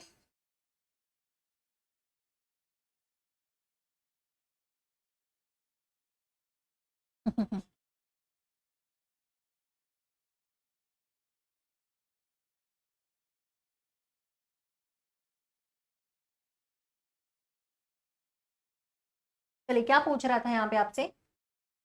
यहाँ पे आपसे जो पूछ रहा था वो क्या है? सी का अपोजिट पूछ रहा है। ठीक है, इस टाइप का जो भी क्वेश्चंस आए ना, आप आराम से निकाल सकते हैं। ए का आता है सी, एक छोड़कर आता है, हमेशा अल्टरनेट वाले अपोजिट होते हैं, एक बॉक्स छोड़कर। बी का डी आएगा, और एफ का पूछे तो ई। लेकिन हमसे क्वेश्चन में पूछ रहा था सी का, तो सी का आएगा ए, ए यानी पहला ऑप्शन। उड़ा दिया, मुझे मत उड़ा देना किसी दिन तुम लोग। चलो ये सवाल तुम लोग खुद करोगे। ठीक है, इसको होमवर्क में, आज का लास्ट का होमवर्क पहले ही दे रही हूँ, ये खुद करोगे, इसका स्क्रीनशॉट ले लो, खुद से करना है ना? हाँ, चलो कैलकुलेटिव है, कर लीजिएगा, आता तो है ही आप लोगों को। चलो इसको करो फटाफट। ये छुपा हुआ वाला एम्बेडेड फिगर वाला, इसको बोलते, देखो ये सवाल है, समझो, एम्बेडेड फिगर का क्वेश्चन है। एम्बेडेड मतलब ये जो आकृति दी गई इनमें से कहाँ पे छुपी हुई है वो पूछता है। ये सवाल सीजीएल में तो चलो एक आएगा, लेकिन सीएचएसएल में 2-2 3-3 क्वेश्चंस आते हैं, हिडन फिगर्स, है ना? तो ए में कहाँ है? कहाँ है ए में भाई? में तो गलत है, ए में तो नहीं है, ए में तो नहीं है भाई, ए में ना ना ना ना, ए में नहीं है, ये तो गलत है। ए में ऐसा कहाँ बन रहा है? ये वाला, ये लाइन जुड़ी हुई होनी चाहिए ना इससे। ए में कहाँ है? ये तो रॉन्ग है, ये लाइन, ये बीच में टुकड़ा आ रहा है वो गलत है, ऐसा नहीं होगा। तुम लोग कुछ भी तुक्केबाजी मत करो, यहाँ पे ये जो टुकड़ा आ रहा है ना वो रॉन्ग है, करेक्ट होना चाहिए। हाँ, यहाँ पे बन रहा है ना ये आपका, इस वाले में, तीसरे वाले में आ रहा है, ये देखो, बिल्कुल सेम टू सेम होना चाहिए। यहाँ से यहाँ से यहाँ से यहाँ से ये गया, और यहाँ से ये लाइन जुड़ी बीच में से, ये ऐसे जुड़ी, अब देख लो करेक्ट है। पहले वाले में ये जो टुकड़ा आ रहा था ना वो गलत हो रहा था, तो ये सी वाला आ गया। देखा, छोटे छोटे सवाल हमें गलत करवा देते हैं, तो वही है ये। हाँ, तो ये थर्ड वाले में करेक्ट आ रहा है, अभी देखा। चलो कोई नहीं, अगला करते हैं। LBW क्रिकेट से रिलेटेड है, तो यहाँ पे बुली जो है वो वर्ड कौन से खेल से संबंधित है? हाँ,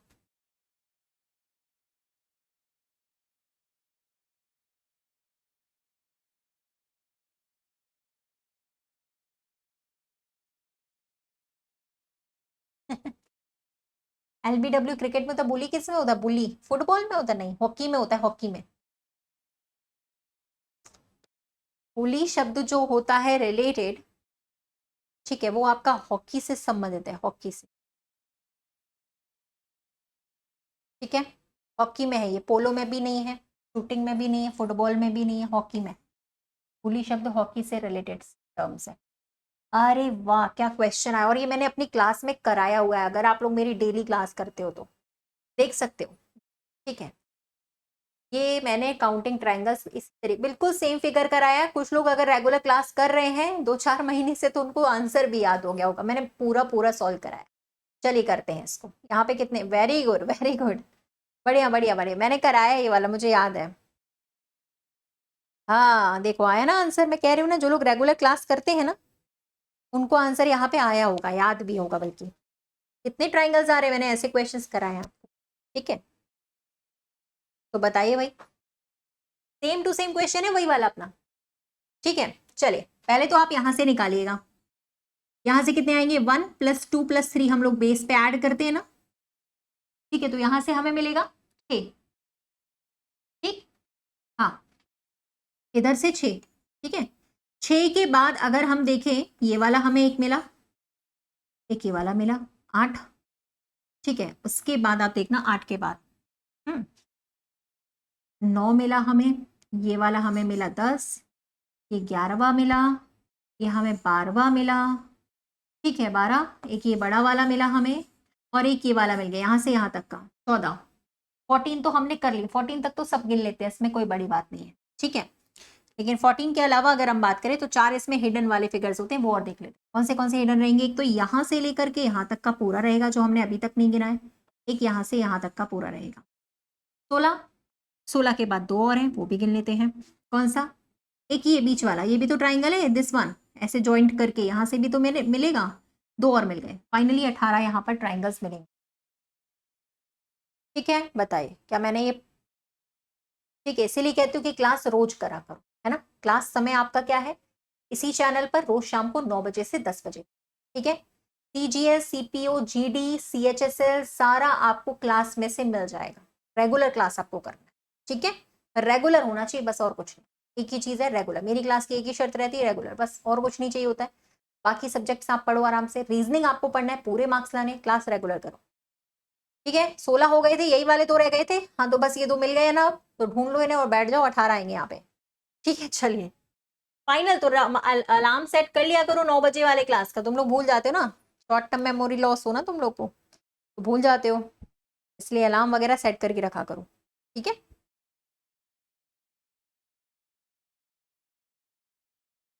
चलिए 9 बजते ही सीधे क्लास में आ जाने का, है ना।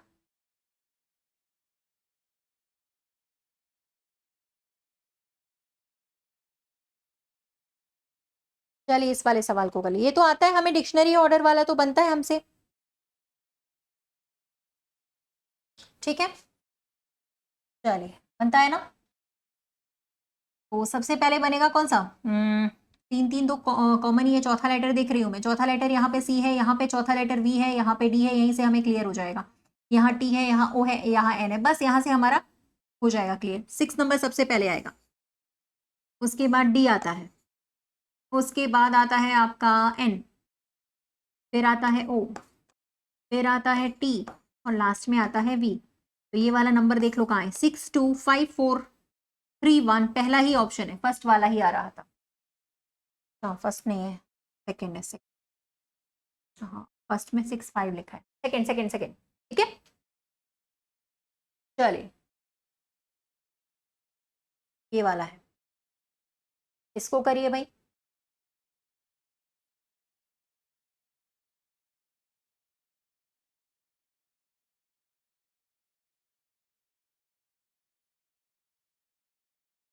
चलिए अब्रॉड का कोड लिखा है, कोडिंग के 2 सवाल कंफर्म है, CGL में भी CHSL में भी, SSC का फेवरेट चैप्टर, ठीक है, रिवाइज करके जाना है हमें, पढ़ के अच्छे से। चलो, ये तो सिंपल वाला ही है क्वेश्चन, निकाल सकते हो आप आराम से इसको। बढ़िया, ये क्वेश्चन निकालिएगा।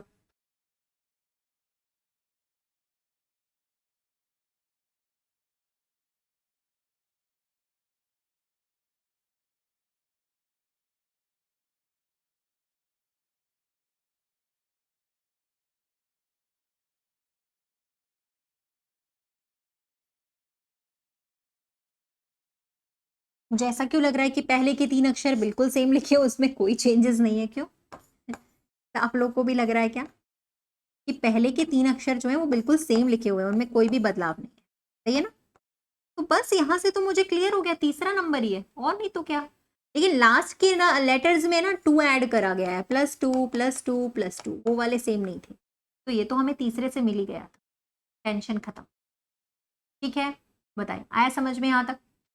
चलिए ठीक है, आगे चले। लाइक कर दो सभी लोग सेशन को फटाफट से। ठीक है, ये 25 क्वेश्चंस अभी तक के तो हमारे कंप्लीट हो चुके हैं।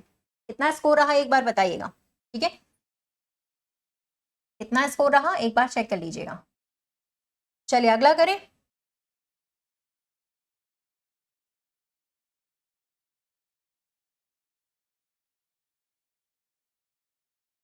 चलो नेक्स्ट क्वेश्चन करिएगा।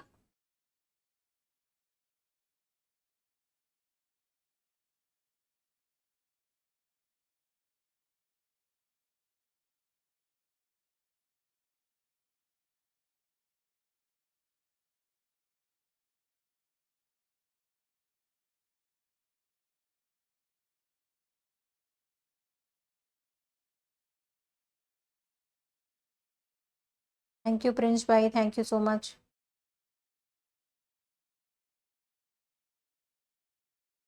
बन गया क्या ये वाला? ये तो आप लोगों का -1 हो रहा है, यहाँ पे आपका डबल हो रहा है, क्यों? और यहाँ पे आपका 3 घटाया जा रहा है, लेकिन यहाँ पे 4 गुना लिखा है, तो अब की बार 5 घटा देगा।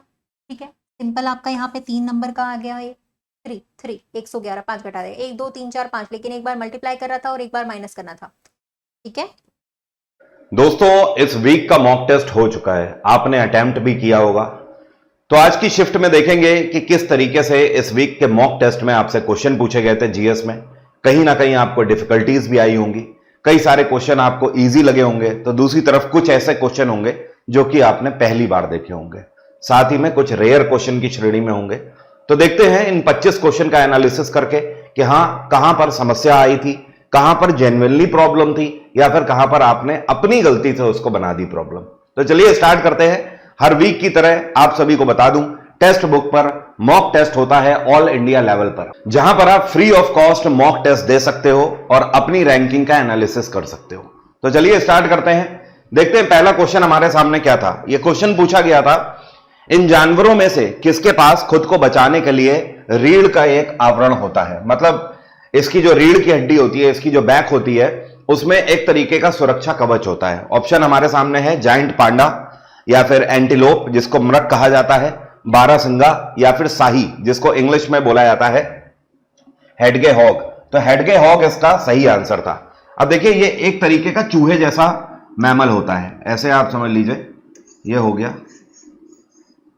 ठीक है, इस तरीके से ये होता है, ऐसे इसके पैर होते हैं। ठीक है, ये पूंछ होती है। अब खास बात ये होती है कि इसकी ये जो स्पाइन है ना, ये जो इसकी रीढ़ की हड्डी है, इसमें इस तरीके के कांटे निकले होते हैं। ठीक है, जब आप गूगल पे डालोगे आपको पता लग जाएगा। तो ये जो स्पाइन है ना इसकी, जिस पे निकले हुए कांटे हैं, ये इसको दूसरे एनिमल्स के अटैक से बचाता है। जैसे ही कोई एनिमल इसके ऊपर अटैक करने की कोशिश करता है, ये अपना मुंह छुपा लेता है और एक कांटेदार बॉल की तरह बन जाता है। इवन इतना ही नहीं, ये बॉल बने हुए ऐसे रोल करते हुए आगे की तरफ भी बढ़ सकता है। तो ये इसकी स्ट्रेंथ होती है। इसका नाम क्या है? इसको बोलते हैं हेडगे हॉग, या फिर हिंदी में शाही बोलते हैं। अगला क्वेश्चन देखते हैं क्या था। नेक्स्ट क्वेश्चन हमसे पूछा गया था, डायरेक्ट क्वेश्चन था और एक तरीके से आप बोल सकते हो करंट अफेयर का क्वेश्चन था। अन्नू रानी जिन्होंने गोल्ड मेडल जीता है एशियन गेम्स क्वालिफिकेशन मार्क में, फेडरेशन कप 2023 में, तो अन्नू रानी कौन से खेल से संबंधित है? अब देखिए, इस तरीके के क्वेश्चंस में अगर आपने पढ़ाई करी होती है, अगर आपने डायरेक्टली न्यूज पढ़ी होगी तो ही आप आंसर कर पाओगे, अदरवाइज छोड़ देना ही बेहतर है। फिलहाल आपको बता दूं इसका सही आंसर था जेवलिन। भाला फेंक की खिलाड़ी हैं और इन्होंने जो फेडरेशन कप था इसमें करीब करीब 59.2 मीटर भाला फेंका था। ठीक है, जेवलिन थ्रो से मुझे याद आया, ध्यान रखिएगा, नीरज चोपड़ा कौन से देश के टूरिज्म एम्बेसडर हैं, कौन से देश के पर्यटन को प्रमोट करते हैं? तो आप ध्यान रखिए स्विट्जरलैंड के टूरिज्म एम्बेसडर हैं नीरज चोपड़ा। अगला क्वेश्चन हमसे पूछा गया था यहां पर, देखिए है क्या कि दो ट्राइबल कम्युनिटी हैं, एक तो कोया जनजाति है, दूसरी कोंडा जनजाति है, और इन्होंने मनसबदारों के खिलाफ एक आंदोलन चलाया था। इस विद्रोह को किस नाम से जाना जाता है? तो इसको बोलते हैं रंपा रेबेलियन। क्या बोलते हैं? रंपा आंदोलन, जिसको 1879 से 80 तक चलाया गया था। अब सवाल यह उठता है ये कहां पर चलाया गया था? तो ये आंध्र प्रदेश में चलाया गया था, आंध्र प्रदेश। और उस टाइम पर ब्रिटिश इंडिया हुआ करता था, तो ब्रिटिशर्स जो हैं ये जमींदारों को अपना पपेट बना लेते थे और जमींदारों को रूल करने के लिए बोलते थे, और ये जमींदार जो नॉर्मल किसान और आदिवासी जनजातियां होते थे उनका शोषण करते थे, उनसे खेती वगैरह कराते थे और औने पौने दाम में उनकी सारी खेती खरीद लेते थे, जिससे कि उनको बेवकूफ बनाते थे। बाद में वो जो गरीब प्रजा होती थी वो आत्महत्या करने पर मजबूर हो जाती थी, या फिर किसानों की जमीन जब उनके पास कुछ नहीं बचता था तो उसको गिरवी रखवा लेते थे और उसके बाद एक टाइम के बाद जमीन ही नहीं लौटाते थे। ठीक है, तो ये सारी चीजों के खिलाफ, क्योंकि लोगों का शोषण हो रहा था, यहां की दो जनजातियां, एक तो कोंडा जनजाति और दूसरी कोया जनजाति, इन दोनों ने रंपा आंदोलन चलाया था। रंपा दरअसल आंध्र प्रदेश का एक रीजन हुआ करता था, एक प्रांत हुआ करता था, उसके नाम पर इसका रंपा आंदोलन नाम रखा गया था। अगला क्वेश्चन आपसे पूछा गया था फिजिक्स का। क्वेश्चन यहां पर यह था, when a sound wave goes from one medium to another, जब कोई भी ध्वनि तरंग जो है वो एक मीडियम से दूसरे मीडियम की तरफ जाती है, the quantity that remains unchanged, तो इनमें से क्या है जो कि अनचेंज रहती है, जिसमें बदलाव नहीं आता है? तो देखिए हमेशा ध्यान रखिएगा, ध्वनि की गति में बदलाव आ जाता है, ध्वनि की वेव लेंथ में भी बदलाव आ जाता है, एम्पलीट्यूड में भी बदलाव आ जाता है, लेकिन फ्रीक्वेंसी एक ऐसी चीज है जिसमें कोई बदलाव नहीं आता है। This is called high frequency, this is called low frequency. ठीक है, तो फ्रीक्वेंसी जैसी है वैसी की वैसी ही रहेगी, लेकिन एम्पलीट्यूड, वेवलेंथ और स्पीड, इन तीनों में बदलाव आ जाता है। बाय द वे, साउंड किस में ट्रैवल कर सकता है? एक क्वेश्चन इससे भी बनता है, तो ध्यान रखना, साउंड जो है ये सॉलिड में भी ट्रैवल करता है, लिक्विड में भी ट्रैवल करता है। आपने देखा होगा पानी में साउंड आता है ना, सोनार इक्विपमेंट होता है जो कि सबमरीन में लगा होता है, वो इसी बेसिस पर तो काम करता है। तो लिक्विड, सॉलिड और गैसेस, इन तीनों में साउंड ट्रैवल करता है। ठीक है, अगला क्वेश्चन देखते हैं क्या था। नेक्स्ट क्वेश्चन हमसे पूछा गया था, इनमें से ये कौन से सोशल रिफॉर्मर हैं जिनके द्वारा एक किताब लिखी गई है जिसका नाम है बर्नो परिचय? तो बर्नो परिचय लिखी गई थी ईश्वर चंद्र विद्यासागर के द्वारा, और ईश्वर चंद्र विद्यासागर ने अपने टाइम पीरियड पे बंगाल के अंदर इन्होंने गर्ल्स एजुकेशन को बढ़ावा देने के लिए 35 स्कूलों की स्थापना करी थी। एक दो नहीं बल्कि 35 स्कूल उस टाइम पे स्थापित इन्होंने किए थे। ठीक है, इसी वजह से इनको जाना जाता है। डायरेक्ट क्वेश्चन था ये भी। अगला क्वेश्चन समझते हैं। देखिए यहां पर आपसे पूछा गया था, एग्रीकल्चर से सिस्टम था या आप बोल सकते हो ज्योग्राफी से क्वेश्चन था। क्वेश्चन ये था, इरिगेशन मतलब सिंचाई का ये कौन सा तरीका होता है, where water is allowed to the plant root zone from below the soil surface and absorbed upwards. Hindi में इसका मतलब समझा देता हूं। इरिगेशन का यह तरीका क्या कहलाता है, जिसमें कि कोई पौधा है, जैसे ये मान लीजिए पौधा है, ठीक है, ओके। अब ये जमीन है, जमीन के नीचे मिट्टी है, और जो पानी इस पौधे को मिलेगा ये पानी नीचे से मिल रहा है, ग्राउंड वाटर लेवल जो रिचार्ज हो रहा है उससे पानी मिल रहा है, और इस पानी से ही रिच मिनरल इस पौधे को मिल रहे हैं।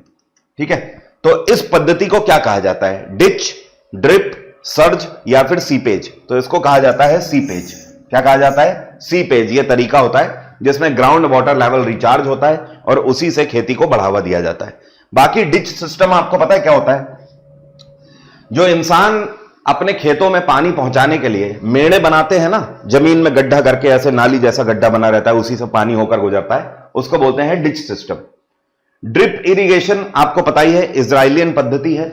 जैसे ये खेत है, ठीक है, अब खेतों के बीच से ऐसे पाइप गुजार दिए जाते हैं, इन पाइप से बूंद बूंद करके पानी गिरता रहता है, इसको बोलते हैं ड्रिप इरिगेशन सिस्टम। ठीक है, काफी इफेक्टिव प्रकार है खेती का, और सर्ज सिस्टम भी इसी तरीके का होता है, बस इसमें बूंद बूंद करके पाइप से पानी नहीं आता है, बल्कि एक तेज धार के रूप में पानी आता है। ठीक है, तो ड्रिप और सर्ज दोनों में ही पाइप का यूज किया जाता है। बस अंतर क्या है, ड्रिप में ड्रॉप ड्रॉप करके गिरता है और सर्ज सिस्टम में एक धारा के रूप में गिरता है। अगला क्वेश्चन आपसे पूछा गया था, भारत सरकार का एक मिशन है या आप बोल सकते हो एक योजना है भारत सरकार की, जिसमें कितने ऐसे शहर हैं जो कि रिवर सिटीज अलायंस के अंतर्गत जोड़े गए हैं, जिसमें शहरों की जो नदियां हैं उनको साफ करने की बात कही गई है। तो देखिए यहां पर बात हो रही थी, ये जो क्वेश्चन पूछा गया था इसमें बात हो रही थी national mission for clean Ganga. ठीक है, तो गंगा को यहां पर साफ करने के लिए जो भारत सरकार ने योजना लॉन्च करी थी, वो धीमे धीमे बढ़ते बढ़ते ये योजना पूरे भारत भर की कई नदियों को साफ करने के लिए हो गई। अब इसमें टोटल कितने सिटीज जोड़े गए हैं, तो टोटल इसमें 30 मेंबर सिटीज जोड़े गए हैं। भारत भर के 30 सिटीज लिस्ट किए गए हैं जो कि नदियों के किनारे पर बसे हुए हैं, और इन 30 शहरों में जो पानी की जो व्यवस्था है उसको बेहतर बनाना है पहले से। और वो कैसे हो पाएगा, ऑब्वियस सी बात है, वहां की रिवर सिस्टम को साफ करके। अगला क्वेश्चन पूछा गया था, ये कौन से व्यक्ति हैं जिनको क्रेडिट दिया जाता है जिन्होंने क्रोमोसोम्स की स्टडी करी थी और ये पाया था कि जो क्रोमोसोम्स हैं उसमें जो सेल्स हैं वो आगे चल के डिवाइड होते हैं। क्रोमोसोम्स मतलब गुणसूत्र जिससे कि बच्चा पैदा होता है। ठीक है, तो इनकी खास बात क्या होती है, ये एक सेल है, इसमें न्यूक्लियस होता है, ये आगे 2 सेल में डिवाइड हो जाता है, फिर ये 2 में टूटता है, ये भी 2 में टूटेगा आगे चल के, फिर हर एक सेल आगे चल के टूटेगा। ठीक है, इस तरीके से ये क्रोमोसोम काम करते हैं। तो एक सेल 2 सेल्स में आगे चल के डिवाइड होता है, ये जो प्रक्रिया है ये कहलाती है मिटोसिस। तो मिटोसिस का कंसेप्ट किसके द्वारा दिया गया था, यह दिया गया था वाल्थर फ्लेमिंग के द्वारा। किसके द्वारा, वाल्थर फ्लेमिंग के द्वारा। और ये कौन से देश से बिलोंग करते थे, ये जर्मनी से बिलोंग करते थे, जर्मन बायोलॉजिस्ट थे। तो इनके द्वारा यह कंसेप्ट दिया गया था। यह भी स्टैटिक जीके का क्वेश्चन था। अगला क्वेश्चन समझते हैं, आर्ट एंड कल्चर से था क्वेश्चन यह पूछा गया था, इनमें से कौन सा मेला है जो कि भाद्रपद के महीने में और साथ में वैशाख के महीने में शुक्ल पक्ष में सप्तमी और अष्टमी के दिन लगाया जाता है। मतलब साल में 2 बार यह मेला लगाया जाता है। इस मेले का नाम क्या है, तो इसको बोलते हैं भर्तहरि का मेला। भर्तहरि का मेला, यह मेला कहां आयोजित किया जाता है, यह राजस्थान में अलवर के पास आयोजित किया जाता है। अब देखिए जो यहां पर भर्तहरि के जंगल है, ठीक है, इन जंगलों में एक राजा यहां पर हुआ करते थे अलवर के। ओके, इनका नाम था गोपीचंद भर्तहरि और इनकी एक रानी हुआ करती थी। तो यहां पे इस पूरे रीजन में उन राजा रानी की कहानी सुनाई जाती है। वो रानी बहुत खूबसूरत होती थी ऐसा बताया जाता है। तो आखिरी के दिनों में राजा भर्तहरि ने अपनी पत्नी के साथ इन वनों में ही अपना जीवन बिताया था। आखिरी में वहीं पर उन्होंने समाधि ले ली थी। तो उनकी याद में साल में 2 बार यह मेला यहां पर लगता है। ठीक है, नेक्स्ट क्वेश्चन देखिएगा। अगला हमारा कॉन्स्टिट्यूशन से क्वेश्चन था, हमारे संविधान का एक कौन सा आर्टिकल है जो कि बताता है कि लेजिस्लेटिव काउंसिल को किसी भी राज्य में क्रिएट किया जा सकता है और खत्म किया जा सकता है। जैसे आज की डेट में भारत में केवल 6 ही राज्य हैं जिनमें लेजिस्लेटिव काउंसिल है, जिसको विधान परिषद बोलते हैं। कौन कौन से राज्य, यूपी, बिहार, आंध्र प्रदेश, तेलंगाना, महाराष्ट्र और कर्नाटक। ठीक है, केवल ये 6 राज्य हैं। तो किसी भी राज्य में लेजिस्लेटिव काउंसिल बनानी है या हटानी है, इसके लिए कौन से आर्टिकल में प्रावधान है, तो ये आर्टिकल है 169 जिसमें प्रावधान है। ठीक है, आर्टिकल 159 ये गवर्नर की ओथ के बारे में बताता है कि गवर्नर को जो ओथ है ये कौन दिलाता है, ये हाईकोर्ट का जो चीफ जस्टिस होता है वो इनको शपथ ग्रहण कराता है। आर्टिकल 155 बताता है कि गवर्नर का अपॉइंटमेंट राष्ट्रपति के द्वारा होता है। और आर्टिकल 165 यह बताता है कि गवर्नर के पास यह पावर है कि यह हाईकोर्ट के किसी भी जज को स्टेट के एडवोकेट जनरल के रूप में अपॉइंट कर सकते हैं। ठीक है, यह आर्टिकल 165 है। नेक्स्ट क्वेश्चन है, as per the national multi dimensional poverty index report 2023, मतलब 2023 में भारत सरकार की गरीबी उन्मूलन को लेकर एक रिपोर्ट आई थी। उस रिपोर्ट के आधार पर यह कौन सा राज्य है जहां पर सबसे कम गरीबी थी, सबसे कम गरीबी पाई गई है? तो यह है भारत का केरल राज्य। केरल में सबसे कम गरीबी है क्योंकि लिटरेसी रेट यहां पर सबसे हाई है, इस वजह से गरीबी भी कम है। केरल के अलावा दूसरे और भी ऐसे राज्य हैं। गोवा नंबर 2 पे था, सिक्किम नंबर 3 पे था और तमिलनाडु नंबर 4 पे था। ये कुछ ऐसे राज्य हैं जहां पर लिटरेसी रेट हाई रहा और जिसकी वजह से जो गरीबी है वो नीचे रही। अगला क्वेश्चन देखते हैं।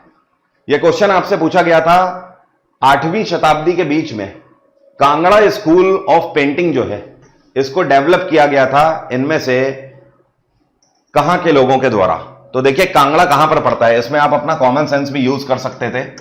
कांगड़ा कहां पर है? यह है हिमाचल में, ठीक है। तो हिमाचल वाले इस रीजन में कांगड़ा में चित्रकारी बड़ी प्रसिद्ध हुआ करती थी। चट्टानों पर चित्रकारी बनाई जाती थी, दूसरे पत्थरों में भी, छोटे छोटे पत्थरों में भी चित्रकारी बनाई जाती थी। तो इसको कांगड़ा आर्ट पेंटिंग्स बोला जाता है, ठीक है। तो इसको संरक्षण मुगलों के द्वारा नहीं दिया गया था, मुगलों ने तो इसे मिटाने की कोशिश करी थी। राजपूती शासकों ने इसको संवार के रखा था और उस टाइम पे जो राजपूती शासक थे ये कहां के थे? हिमालयन फुटहिल्स के थे, क्योंकि आपको पता होना चाहिए जो हिमाचल प्रदेश है ये हिमालय की ही पर्वत श्रृंखलाओं पे बसा हुआ है। तो इसका आंसर हमारा था थर्ड वन कि लोकल रूलर्स इन हिमालयन फुटहिल्स। राजस्थान के राजपूत इसको कैसे प्रिजर्व कर सकते हैं, ठीक है। अगला क्वेश्चन हमसे पूछा गया था वो ये था कि इनमें से किसको माफी चाहता हूं, ट्रांसफर पेमेंट का जो ऑप्शन है इससे पर्सनल इनकम का क्या रिलेशन होगा? तो ऑप्शन दे रखे हैं। पहला यह है कि पर्सनल इनकम में ही पेमेंट ट्रांसफर को शामिल किया जाता है, मतलब पर्सनल इनकम ही उसको मानी जाती है, या फिर उसका कोई इंपैक्ट नहीं पड़ता है, या फिर इसको इंक्लूड किया जाता है केवल बिजनेस पर्पस के लिए, या फिर transfer payment are excluded and personal income उससे बिल्कुल हटके है। तो देखिए जो भी आप पेमेंट्स का ट्रांसफर करते हो वो आपकी पर्सनल इनकम में ही कंसीडर करी जाती है, ठीक है। It is included in personal income. अगला क्वेश्चन देखिए। क्वेश्चन पूछा था करंट अफेयर से, भारत सरकार का यह कौन सा मंत्रालय है जिसने नई दिल्ली में एक वर्कशॉप आयोजित करी थी ब्लू इकोनॉमी को बढ़ावा देने के लिए? नीली अर्थव्यवस्था। पहली चीज तो आप ये ध्यान रखो नीली अर्थव्यवस्था में क्या क्या आ जाता है। इसमें आपका मछली पालन आ जाता है, ठीक है, साथ में आपका वाटर ट्रांसपोर्ट आ जाता है,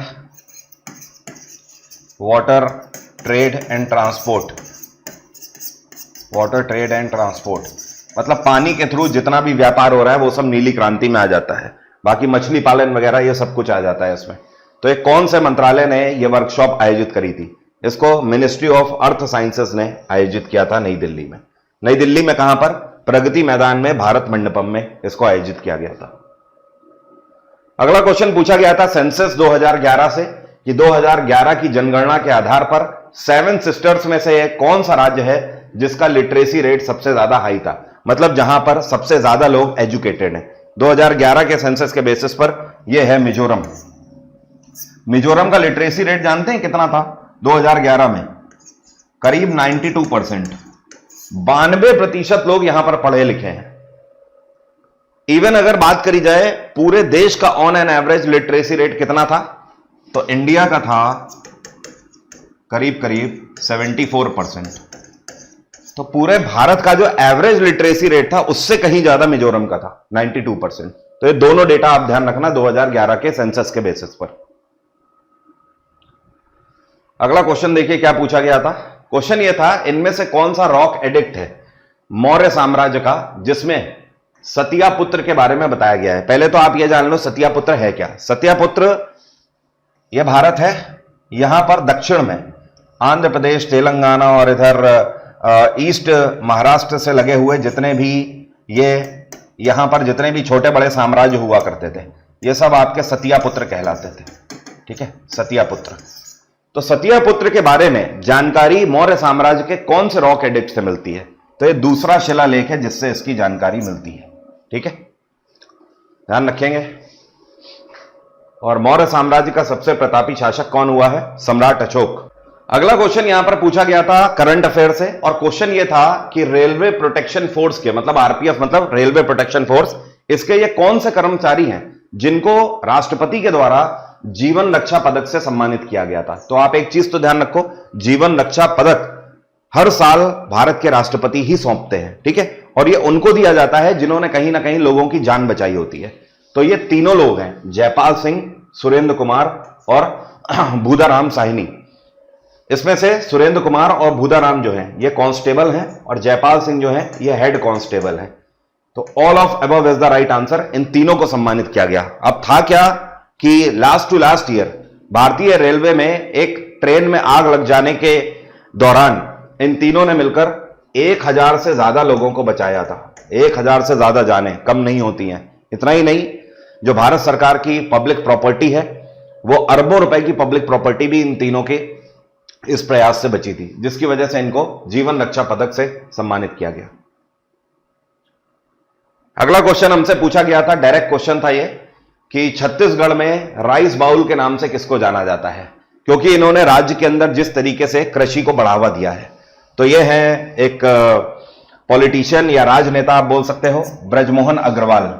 ये कौन सी पार्टी से बिलोंग करते हैं? तो ये बीजेपी से बिलोंग करते हैं, भारतीय जनता पार्टी से। इन्होंने छत्तीसगढ़ के अंदर किसानों की खेती को बढ़ावा देने के लिए, इवन किसानों को लोन फैसिलिटी प्रोवाइड करने के लिए उत्कृष्ट कार्य किया हुआ है, जिसकी वजह से इनको उपाधि दी गई है राइस बाउल ऑफ छत्तीसगढ़ की। ये रेयर क्वेश्चन था, आई नो। इस तरीके के क्वेश्चंस पे आप अगर नहीं आ रहा है तो सीधे आप छोड़ दीजिए, टाइम वेस्ट करना बेकार है। अभी यहां पर देखिए, इस तरीके के क्वेश्चन तो आपको जरूरी अटेम्प्ट करने होंगे। एक तरफ नदियां दी हुई हैं, एक तरफ ओरिजिन को आपको मिलान करना है। कावेरी नदी कहां से निकलती है? तो ये जो कावेरी निकल रही है कर्नाटक से, यहां पे ब्रह्मगिरी की पहाड़ियां हैं, तो कावेरी ब्रह्मगिरी की पहाड़ियों से निकल रही है, ठीक है। दूसरा है साबरमती। साबरमती कहां है नदी? गुजरात में है ना। ये कौन सी पहाड़ियों से निकलती है? तो गुजरात में ये जो पहाड़ियां हैं इनको बोलते हैं मेवात की पहाड़ियां। तो ये मेवात की पहाड़ियों से निकलती है। ताप्ती नदी या इसी को तापी नदी बोलते हैं, जो कि मध्य प्रदेश में नर्मदा के नीचे से निकलती है। तो यहां पर देखिए, ये है अमरकंटक की पहाड़ियां, यहां से नर्मदा निकल रही है, लेकिन इसके जस्ट नीचे जो है ये है सतपुरा की पहाड़ियां, ठीक है। यहीं से निकलती है ताप्ती नदी और ये भी जाकर अरब सागर में गिरती है। तो ये देख लीजिए, सतपुरा की पहाड़ियों से मैच कर दीजिए। और दामोदर नदी जो है ये वेस्ट बंगाल में बहती है और छोटा नागपुर पठार से निकलती है। तो आप खुद ही देख लीजिए, पहले से दूसरा मिलान है, दूसरे से तीसरा मिलान है। तो पहले से दूसरा, दूसरे से तीसरा, तीसरे से पहला हो गया, ठीक है, और चौथे से चौथा हो गया। तो तीसरा हमारा यहां पर सही आंसर है। क्लियर? ये तो कई बार पढ़ाया हुआ है। ल्यूसेंट तो आप पूरी करा दी। ल्यूसेंट में सारे रिवर सिस्टम थोड़े थोड़े करके मैंने आपको सब कुछ पढ़ा दिया है। नेक्स्ट क्वेश्चन, इनमें से ये कौन से राजा थे जिनको आंध्र राजा के नाम से जाना जाता था? तो देखिए, ये जो राजा थे ये आंध्र प्रदेश वाले रीजन में शासन करते थे, इस वाले पूरे रीजन में शासन करते थे। और ये कौन सी डायनेस्टी थी? ये थी काकातीय डायनेस्टी। काकातीय डायनेस्टी ने कब से कब तक शासन किया है? तो इन्होंने 12th सेंचुरी से लेकर 14th सेंचुरी तक शासन किया हुआ है, ठीक है। एक और क्वेश्चन पूछा जाता है, काकातीय डायनेस्टी ने के राजाओं ने कौन सी भाषा को बढ़ावा दिया था? तो इन्होंने यहां पर तेलुगु भाषा को बढ़ावा दिया था। कौन सी भाषा? तेलुगु भाषा को बढ़ावा दिया था। कहां पर? आंध्र प्रदेश वाले रीजन में। यही कारण है कि आज की डेट में जब आप यहां पे आते हैं तो तेलुगु सिनेमा ही आपको देखने को मिलता है, ठीक है। बाय द वे, अगर आप लोग मेरे टेलीग्राम चैनल से जुड़े हुए हो तो आपको याद होगा कल मैंने आपसे यह क्वेश्चन भी पूछा था टेलीग्राम पे कि काकातीय डायनेस्टी की क्या थी ऑफिशियल लैंग्वेज। वो इसीलिए पूछा था क्योंकि कल मॉक टेस्ट चल रहा था, आप लोग दे रहे थे, एक तरीके का हिंट था। आप में से जो लोग भी पीडीएफ डाउनलोड करना चाहते हैं मॉक टेस्ट का सॉल्यूशन की, वो सब मेरा टेलीग्राम ज्वाइन कर सकते हैं। टेलीग्राम की आईडी यहां पर लिखी हुई है, वरुण अवस्थी जीएस, या फिर आप गूगल पे भी टाइप कर सकते हो Telegram group by Varun Awasthi, आपको सबसे ऊपर लिंक मिल जाएगा। या फिर मेरा जो ऑफिशियल चैनल है वरुण अवस्थी, वहां पे जाके आप जैसे ही किसी भी वीडियो पे क्लिक करोगे, हर एक वीडियो में सबसे ऊपर डिस्क्रिप्शन में मेरे टेलीग्राम का डायरेक्ट लिंक है, वहां से भी आप ज्वाइन कर सकते हैं। ल्यूसेंट की जो अभी पूरी सीरीज मैंने कवर करी है, उससे जितनी भी पीडीएफ है प्रिंटेबल वाली और एनोटेशन, वो कल तक टेलीग्राम पर ही अपलोड होगी, ठीक है। Which of the following industries has developed the most on the bank of Hooghly river? Bharat में कौन सी इंडस्ट्री है जो कि हुगली नदी के किनारे पर सबसे ज्यादा तौर पर बसी हुई है? तो देखिए हुगली नदी कहां है, पश्चिम बंगाल में है ना, और पश्चिम बंगाल में कौन सी इंडस्ट्री है सबसे बड़े लेवल पर? शुगर इंडस्ट्री तो यूपी में है सबसे ज्यादा, डेयरी इंडस्ट्री भी यूपी और हरियाणा में है सबसे ज्यादा, आयरन और आपका ये उड़ीसा और वेस्ट बंगाल में है सबसे ज्यादा। Jute industry is the correct answer. Hooghly नदी के किनारे पर यह पूरी जूट इंडस्ट्री है। और थोड़ी बहुत नहीं, पूरे भारत भर की आपको बता दूं 71% जूट इंडस्ट्री, 71% इंडस्ट्री यहीं पर है, ठीक है। और ये जो पूरा रीजन है हुगली नदी के किनारे पर, यहां से 73% जूट का प्रोडक्शन होता है भारत का। तो पूरे भारत में जितना भी जूट का उत्पादन हो रहा है उसका 73% अकेले यहीं पर पैदावार होती है, हुगली नदी के किनारे पर। अगला क्वेश्चन पूछा गया था आपका कॉन्स्टिट्यूशन से, और क्वेश्चन यह था हमारे संविधान का कौन सा आर्टिकल है जो कि राज्य सरकार को निर्देश देता है कि वे लोगों के वेलफेयर के लिए काम करेंगे। तो यह है आर्टिकल 38 इसके बारे में बताता है, ठीक है। बाकी आर्टिकल 40 जो है यह किसके बारे में बताता है? आर्टिकल 40 पंचायती राज सिस्टम, ठीक है। आर्टिकल 42 ये मैटरनिटी रिलीफ के बारे में बताता है, मैटरनिटी रिलीफ। यहां जितने भी सरकारी कर्मचारी होंगे जब वो माता पिता बनते हैं तो उनको एक्स्ट्रा छुट्टी दी जाएगी उसके दौरान। और आर्टिकल 46 ये किसके बारे में बताता है, क्या आप मुझे कमेंट बॉक्स में लिखकर बता सकते हो? आर्टिकल 46, चलिए मैं ही बता देता हूं। आर्टिकल 46 का मतलब है SC ST कम्युनिटी और साथ में other economic weaker section category, उन सभी के लिए राज्य सरकार एजुकेशनल और इकोनॉमिक सपोर्ट प्रोवाइड करेंगे, ठीक है। अगला क्वेश्चन पूछा गया था, दुनिया का पहला ऐसा वेब ब्राउजर कौन सा है जिसको national centre for super computing application के द्वारा बनाया गया था? तो इसका सही आंसर है मोज़ैक। और यह मोज़ैक कब बनाया गया था? इन 1993। इवन एक बात आपको और बता दूं, मोज़ैक पहला ऐसा वेब ब्राउजर था, फर्स्ट ब्राउजर था which supported multiple प्रोटोकॉल, एक नहीं बल्कि मल्टीपल प्रोटोकॉल को सपोर्ट करने वाला यह ब्राउजर था। जैसे कि मोज़ैक HTTP को भी सपोर्ट करता है प्लस FTP को भी सपोर्ट करता था। आज की डेट में तो जितने भी वेब ब्राउजर हैं वो सभी सपोर्ट करते हैं, ठीक है, लेकिन मोज़ैक दुनिया का पहला ऐसा वेब ब्राउजर था। नेक्स्ट क्वेश्चन देखिएगा, what is the name of the platform that has been launched by government of India for vehicle service life certificate submission? Bharat सरकार ने जो गाड़ियां हैं लोगों की, उनकी लाइफ सर्टिफिकेट के लिए इनमें से कौन सा प्लेटफॉर्म लॉन्च किया है? तो एक पोर्टल लॉन्च किया गया था जिसका नाम है डिजी ELV। और इसके अंतर्गत प्रावधान यह है कि अगर आपका पर्सनल व्हीकल है, ठीक है, तो आपको 20 साल के बाद ये अपने व्हीकल का हेल्थ सर्टिफिकेट सरकार से बनवाना होगा, क्योंकि गवर्नमेंट ये मान के चलती है अगर आपका पर्सनल व्हीकल है तो 20 साल के बाद उसकी लाइफ लगभग ना के बराबर हो गई होगी। बट स्टिल अगर आप उसको यूज कर रहे हैं तो आप हेल्थ सर्टिफिकेट उसका बनवाइए जिसमें प्रॉपर चेकअप होगा कि आपकी गाड़ी प्रदूषण एक नॉर्म से ज्यादा तो नहीं कर रही है। और इसी में यह है कि अगर कॉमर्शियल व्हीकल है, कॉमर्शियल अगर है तो 15 साल के बाद ही आपको यह हेल्थ चेकअप सर्टिफिकेट व्हीकल का लेना पड़ेगा। इसको नितिन गडकरी के द्वारा लॉन्च किया गया था। नेक्स्ट और लास्ट क्वेश्चन जो आपसे पूछा गया था आर्ट एंड कल्चर से था, और पूछा यह गया था कि इन चारों में से कौन सा सिंपलेस्ट कंपोजिशन है राग का? राग होता है ना, राग जो म्यूजिक में राग, ठीक है, तो राग में यह कौन सा क्लासिकल कार्नेटिक म्यूजिकल फॉर्म है जो कि सबसे सिंपलेस्ट है, बेसिक फॉर्म जिसको आप बोल सकते हो? तो यह है गीतम। जब आप राग सीखना शुरू करते हैं ना तो गीतम जो है ये इसका बेसिक फॉर्म है। उसके बाद जो पद है, कीर्तनम है, वर्णम है, ये सब आपके टफ फॉर्म है और थोड़े से क्रिटिकल भी हैं, टेक्निकलिटी भी इसमें है, लेकिन बेसिक आपको गीतम से ही स्टार्ट करनी पड़ती है अगर आपको राग सीखना है तो। क्रैश कोर्स का जो प्राइस है ये और कम हो चुका है। अभी तक जो 800 का क्रैश कोर्स था वो आप सिर्फ 539 में ले सकते हैं। इवन अगर आप मेरा कोड लगाएंगे तो इससे भी कम हो जाएगा प्राइस। जो क्रैश कोर्स है इसका डायरेक्ट लिंक वीडियो के डिस्क्रिप्शन में है। 26 जून से, अभी परसों ही हमने इसको स्टार्ट किया हुआ है। डेली मेरी इसमें क्लास हो रही है। साथ में इस क्रैश कोर्स में आपको जो जीएसपी है हमारा, जो हमने लास्ट में अभी अप्रैल में खत्म किया था, वो जीएसपी भी हमने फ्री ऑफ कॉस्ट इसमें आपको दिया हुआ है। तो आप समझ लो, जीएसपी आपको वीओडी फॉर्मेट में पूरा मिल रहा है।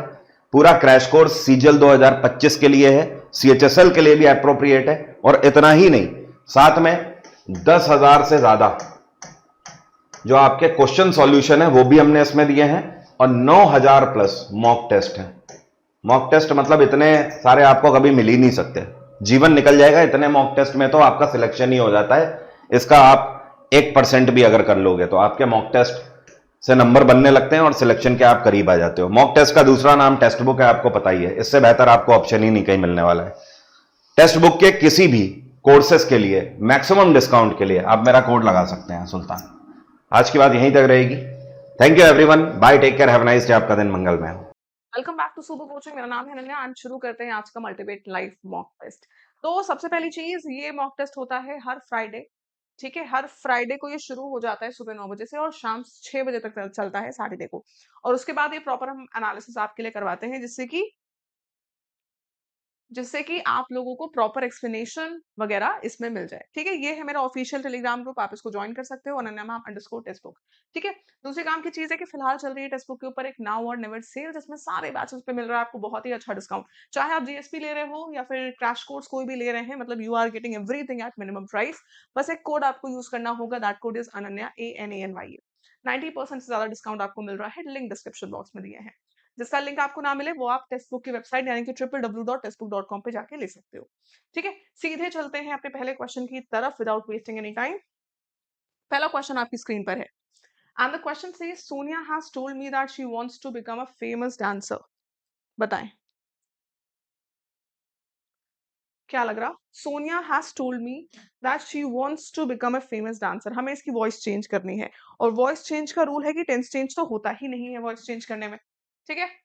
Okay, Sonia has told me, I have been telling. भाई ये तो कॉन्टिन्यूअस है और ये वॉइस भी एक्टिव ही है, तो ये तो आंसर नहीं होगा, ठीक है। ये तो आंसर नहीं होगा। आई हैव बीन टोल्ड हो सकता है, ये भी कॉन्टिन्यूअस है। सोनिया हैज बीन, सोनिया से दोबारा शुरुआत नहीं हो सकती, ये नहीं हो सकता। बचा है ऑप्शन नंबर 2, यही हमारा आंसर है, दैट्स इट। बाकी सब कोई कॉन्टिन्यूअस था और किसी में तो वॉइस ही नहीं चेंज हुई थी, ठीक है। नेक्स्ट देखना, the ball missed the wicket bye a whisker. यहाँ पे एक ईडियम है बाय अ विस्कर, जिसका मतलब आपको मुझे बताना है। बाय अ विस्कर, क्विक। ये तो स्टेटमेंट पढ़कर ही समझ में आ रहा है इसका मीनिंग क्या होगा। Miss the wicket bye a whisker, हल्के से डिफरेंस है ना, हल्के से मार्जिन से, बस बगल से निकल गई, तो बाय अ स्मॉल मार्जिन इसको हम कहते हैं बाय अ विस्कर, ठीक है। नेक्स्ट देखना, Sirisha is sharp as a tack in her mathematics class. Sharp as a tack, इसका क्या मतलब होता है। दैट्स अगेन एन इडियम, बताएं। शार्प एज अ टैक, बहुत ही तेज है, बहुत ही शार्प है। इसका मतलब हो सकता है very mentally active, very sharp. बोलते ना उसका माइंड बहुत शार्प है, तो जिसका माइंड शार्प है वो बहुत ही मेंटली एक्टिव होता है, ठीक है। फिर आता है, I have not seen Girish and Rahul since 2 weeks. मैंने गिरीश और राहुल को 2 हफ्तों से नहीं देखा है। भाई 2 हफ्ते यहाँ पे एक ड्यूरेशन है, और ड्यूरेशन के लिए हम सिंस नहीं, हम फॉर लगाते हैं। कोई शक इसमें, यही आंसर है। सिंस लगता है पॉइंट ऑफ टाइम के लिए, फॉर लगता है फॉर अ ड्यूरेशन। 2 हफ्ता ड्यूरेशन है, for is the right answer, ठीक है। नेक्स्ट देखिए, one who specialises in the study of treatment of sleep disorders. Sleep disorders जो चेक करता है, हमने एक रूट वर्ड सीखा है सॉम। सॉम नींद के लिए होता है, आंसर हो गया। एंटोमो ये कीड़ों के लिए होता है, एंटोमोलॉजिस्ट है जो इंसेक्ट्स की स्टडी करता है, ठीक है। अब एक वर्ड है कार्डियोलॉजिस्ट। कार्डियोलॉजिस्ट होता है जो हार्ट के पेशेंट्स को देखता है, हार्ट पेशेंट्स को ट्रीट करता है, ठीक है। फिर जैसे कि गायनेकोलॉजिस्ट आपने सुना होगा, वुमेन हेल्थ के लिए होता है। उसी तरीके से एंड्रोलॉजिस्ट होते हैं जो मेल हेल्थ को देखते हैं, ठीक है। ये मेल हेल्थ को देखते हैं। Andro root word is for male, gyn GYN root word is for female, ठीक है। चलो next, the controls are dash behind the panel. Bracket में जो वर्ड है उसका एंटोनिम बताना है। डायरेक्शन पर नजरें बहुत आपकी पैनी होनी चाहिए, बिना डायरेक्शन के आंसर करना ही नहीं है। हमें रिवील का उल्टा बताना है। रिवील का उल्टा क्या हो जाएगा, देखो जरा। रिवील का मतलब खुलासा, इसका उल्टा कंसील। कंसील का मतलब छुपाना, ठीक है। डाइवर्ज का मतलब भी होता है किसी को सीक्रेट बता देना, सीक्रेट रिवील कर देना, ये सिनोनिम है। लीक, इंफॉर्मेशन लीक हो गई है, तो लीक का सेंस भी आप समझ गए। बैबल का मतलब होता है कुछ बड़बड़ाना, बैबल कर रहे हो, बड़बड़ा रहे हो, ठीक है। चलिए, place where a dead person's body is cremated, जहां पे क्रिमेशन होता है किसी की डेड बॉडी का, that is theology, cipher, dormitory, crematorium. बहुत ही सिंपल सा क्वेश्चन है। थियोलॉजी होती है रिलीजन की स्टडी, हमारे पास जो थियो रूट वर्ड है दैट स्टैंड्स फॉर रिलीजन, ठीक है। रिलीजन की स्टडी है ये।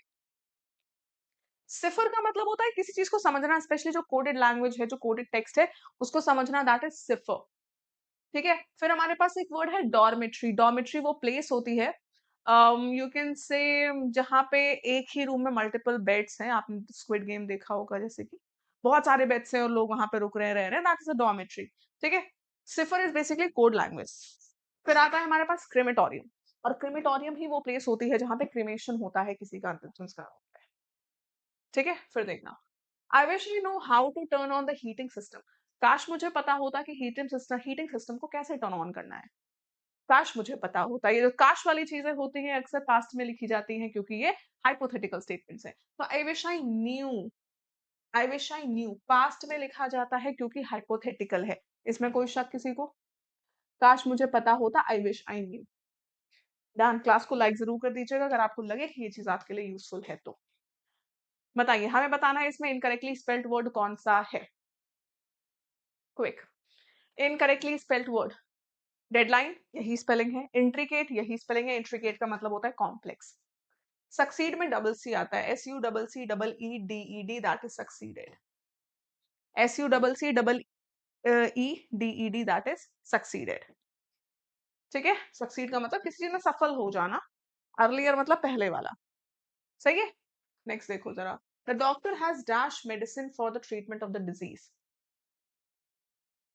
डॉक्टर परामर्श देते हैं, डॉक्टर परामर्श देते हैं, बताइए जरा, परामर्श के लिए क्या वर्ड यूज करते हो आप। प्रेस्क्राइब। इन दोनों में कंफ्यूजन होती है। प्रेजेंटेड का तो, प्रिवेंटेड का मतलब है रोकना किसी चीज को होने से, प्रेजेंटेड का मतलब होता है पेश करना। प्रोस्क्राइब का मतलब भी है किसी चीज को प्रिवेंट करना, फॉरबिड करना, रोकना। और प्रेस्क्राइब का मतलब होता है परामर्श देना। तो कोई दिक्कत तो नहीं है। Answer is very clear, that is option number 4। Done. Next देखिए, how, when, where, why and dash are introductory words in every interrogative sentences. इनमें से इंट्रोडक्टरी कौन सा है, ये तो बहुत ही सिंपल हो गया। विच, ये वाला विच का मतलब होता है चुड़ैल, ये जादूगरनी है ना, चुड़ैल कह लो या जादूगरनी कह लो, ये विच है। ये वाला विच होता है जो कि आप कह सकते हैं क्वेश्चन वाला वर्ड होता है, ठीक है। हिच का मतलब होता है that somebody is going to get married, बोलते हैं ना कि she got hitched। फिर पिच, पिच खेलने वाली होती है, पिच साउंड से रिलेटेड भी होता है, ठीक है। It has multiple meanings. Next देखना, एक वर्ड है हमारे पास ब्रिस्क। क्विक, आइडल, वार्म या फिर स्टेल। देखो और आंसर करने की कोशिश करिए। The word is brisk, brisk. देखो यार, ब्रिस्क का मतलब ही होता है बहुत ही लाइवली, है ना। आप क्या कह सकते हो, बहुत ही लाइवली कह सकते हो, है ना। एनर्जेटिक, लाइवली, ब्रिस्क वॉकिंग, है ना, बहुत ही एनर्जी के साथ, बहुत ही तेज तेज कोई चल रहा है, तो so the person is doing brisk walking, ठीक है। अब ब्रिस्क का सिनोनिम क्विक। आइडल का मतलब होता है खाली, काम नहीं हो रहा है, खाली है तो आइडल। वार्म का मतलब होता है थोड़ा गुनगुना, हल्का गर्म। और स्टेल का मतलब जब कोई चीज खराब हो गई है तो उसको स्टेल बोला जाता है, ठीक है। Next, Nicholas exclaimed with joy that the painting was beautiful. Direct form बताना है, एक्सक्लेम्ड विद जॉय, तो वो एक्सक्लेमेशन हमें शो करना है। जब कोई बहुत अच्छी लगती है आपको चीज, तो आप क्या बोलते हो। ऊप्स तो नेगेटिव वर्ड है, ये भी नेगेटिव वर्ड है, वाओ बोलते हो। Nicholas said wow the painting. यहाँ पे द पेंटिंग है तो डायरेक्ट में तो हम दैट लिख ही नहीं सकते, यहाँ दिस होता तो यहाँ दैट भले हो सकता था। The painting is beautiful, so beautiful तो जबरदस्ती का है। द पेंटिंग इज ब्यूटीफुल, ठीक है। चलो next, I despise him for telling to me, for lying to me. I despise him for lying to me, बताएं। डिस्पाइज का मतलब होता है किसी से नफरत या घृणा करना, ठीक है, हेट्रेड, घृणा, इसको हम कहते हैं despise. Love, hate, refuse, reject, सारे वर्ड्स नेगेटिव हैं, लव पॉजिटिव है, ठीक है। रिफ्यूज का मतलब मना करना और रिजेक्ट का मतलब है किसी चीज को मना कर देना, छोड़ देना, ठीक है। नेक्स्ट देखना, if you had practice harder you would have win the match. अगर तुमने ज्यादा प्रैक्टिस करी होती तो तुम मैच जीत गए होते।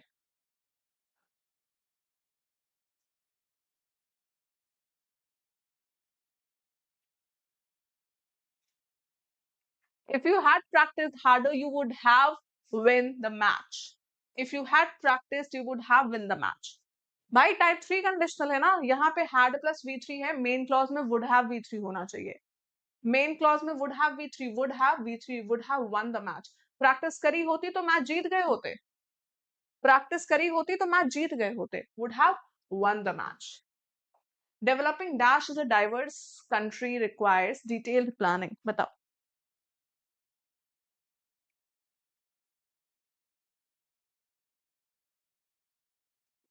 क्या लग रहा है। ऐसी डाइवर्स कंट्री में डेवलपिंग और ग्रोथ साथ में लिखने का कोई सेंस ही नहीं है। डेवलपिंग स्कार्सिटी क्या होती है, किसी कंट्री में तुम स्कार्सिटी को डेवलप क्यों करोगे भाई, पॉवर्टी को डेवलप क्यों करेंगे।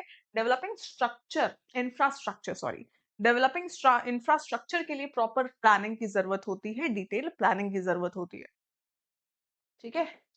फिर देखना, I would never associate with such a person, मैं ऐसे पर्सन से कभी भी, एसोसिएट का मतलब ही होता है किसी के साथ मिलकर काम करना, मैं ऐसे पर्सन के साथ कभी काम नहीं करूंगा।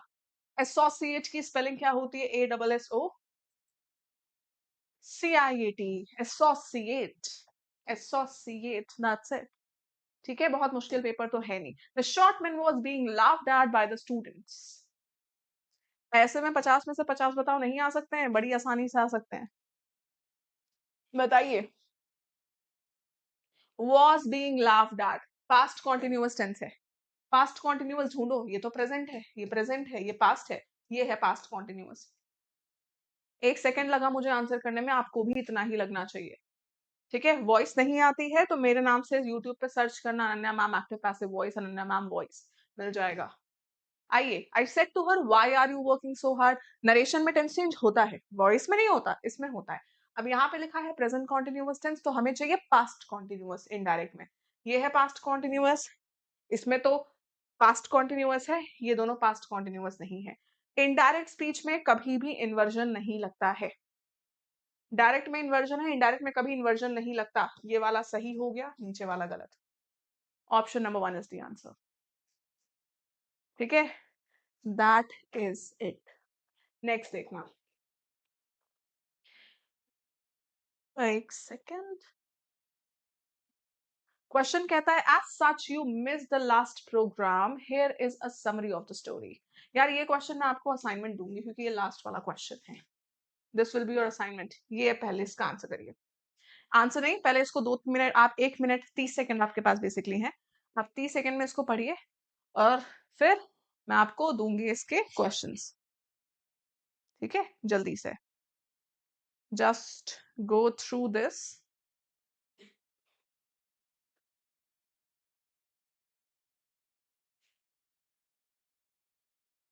क्विकली।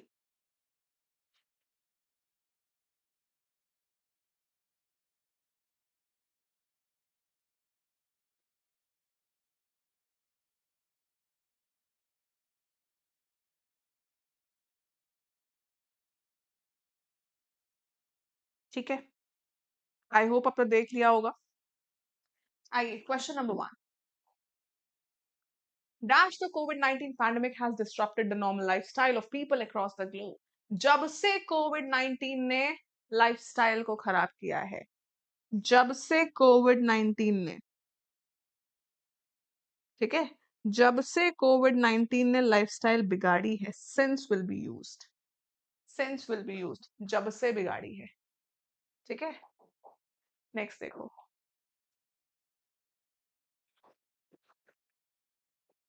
पढ़िए जरा, सिंस विल बी यूज्ड, क्या लगता, नेक्स्ट, राइट राइट राइट, क्या हो जाएगा? The virtual world has come to the rescue.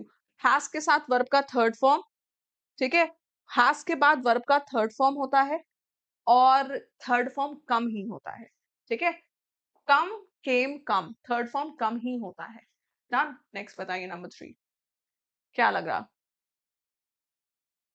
Amongst many institutions, school have also shifted their base to virtual platforms to conduct classes. Classes को conduct किया जाता है, to के साथ वर्ब का फर्स्ट फॉर्म आता है, सिर्फ यही था फर्स्ट फॉर्म, ठीक है। नंबर 4 देखो भाई, regardless, still, yet, consequently क्या होना चाहिए? Consequently, catering to the needs of all stages of education from pre-primary to university level. Consequently का मतलब as a result of, फिर इससे हुआ क्या, इसका क्या रिजल्ट निकला, ये चीज यहाँ पे लिखी गई है, तो consequently will be used, ठीक है। नंबर 5 देखो,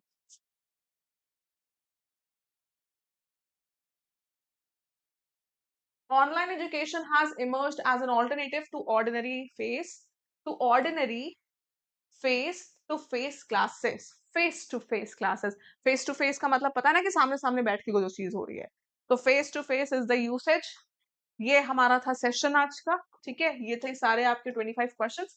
लेकिन असाइनमेंट क्वेश्चन आपकी स्क्रीन पे मैं दे दूं, जितने भी लोग इसको देखेंगे रिकॉर्डेड फॉर्म में वो मुझे इसका आंसर देंगे। क्लास खत्म होने के बाद जो दिया गया कमेंट सेक्शन है ना, उसमें आप मुझे इसका आंसर देंगे। This is your assignment question, ठीक है। पहली बार आए हैं तो मेक श्योर आपने चैनल को सब्सक्राइब करके बेल आइकन प्रेस कर रखा है। रेगुलर क्लासेस मेरी मंडे टू फ्राइडे होती हैं रात में 10 बजे, सुबह मेरी क्लास 9 बजे होती है, मंडे वेंसडे फ्राइडे। रेगुलर करो इन क्लासेस को, ठीक है। दूसरी काम की चीज आपके लिए ये है कि अगर आपको कोई पेड कोर्स लेना है तो आज टेक्स्ट बुक पे काफी अच्छी सेल चल रही है। नीचे मेरा कोड लिखा है, देखो अनन्या, डिस्क्रिप्शन बॉक्स में लिंक है, कोड यूज करोगे मिल जाएगा गजब का डिस्काउंट। अगर आपका लिंक ना मिले आपको तो आप टेक्स्ट बुक की वेबसाइट से भी जाके ले सकते हो, www.textbook.com। ऐसा कुछ है तो एडवांस पे जाके आप प्रोसीड कर लेना, है ना, खुल जाएगा टेक्स्ट बुक। सुपर कोचिंग पे जाओगे, यहाँ आपको एसएससी मिलेगा, सबसे ऊपर जीएसपी है, ठीक है, फिलहाल इतना कम प्राइस चल रहा है भाई जीएसपी का। टीयर 1 टीयर 2 कंप्लीट करना है तो जीएसपी लेना, क्रैश कोर्स लेना है तो आप इन पे क्लिक करते हैं। मैं कोड लगाना बता देती हूँ, फॉर एग्जाम्पल मुझे जीएसपी चाहिए, मुझे टीयर 1 टीयर 2 कंप्लीट तैयारी करनी है, एनवायरनमेंट मेंटोरशिप भी चाहिए है मुझे, ठीक है। 1099 दिख रहा था, मैंने अप्लाई कूपन पे गई, जो कोड था उसको हटाया, मैंने अनन्या टाइप किया, सही स्पेलिंग लिखना, अप्लाई करते ही रेट बिकम्स मिनिमम 999 हो गया भाई। 999 में पूरा कोर्स मिल रहा है, बाय कर लिया, नंबर डालोगे, ओटीपी डाल के लॉगिन कर लोगे, आगे खुद ही समझ में आ जाएगा payment method and all choose करना। Thank you so much, Radhe Radhe, मिलते हैं आपसे इन द नेक्स्ट क्लास, तब तक के लिए अपना ध्यान रखिए, टेक केयर, थैंक यू।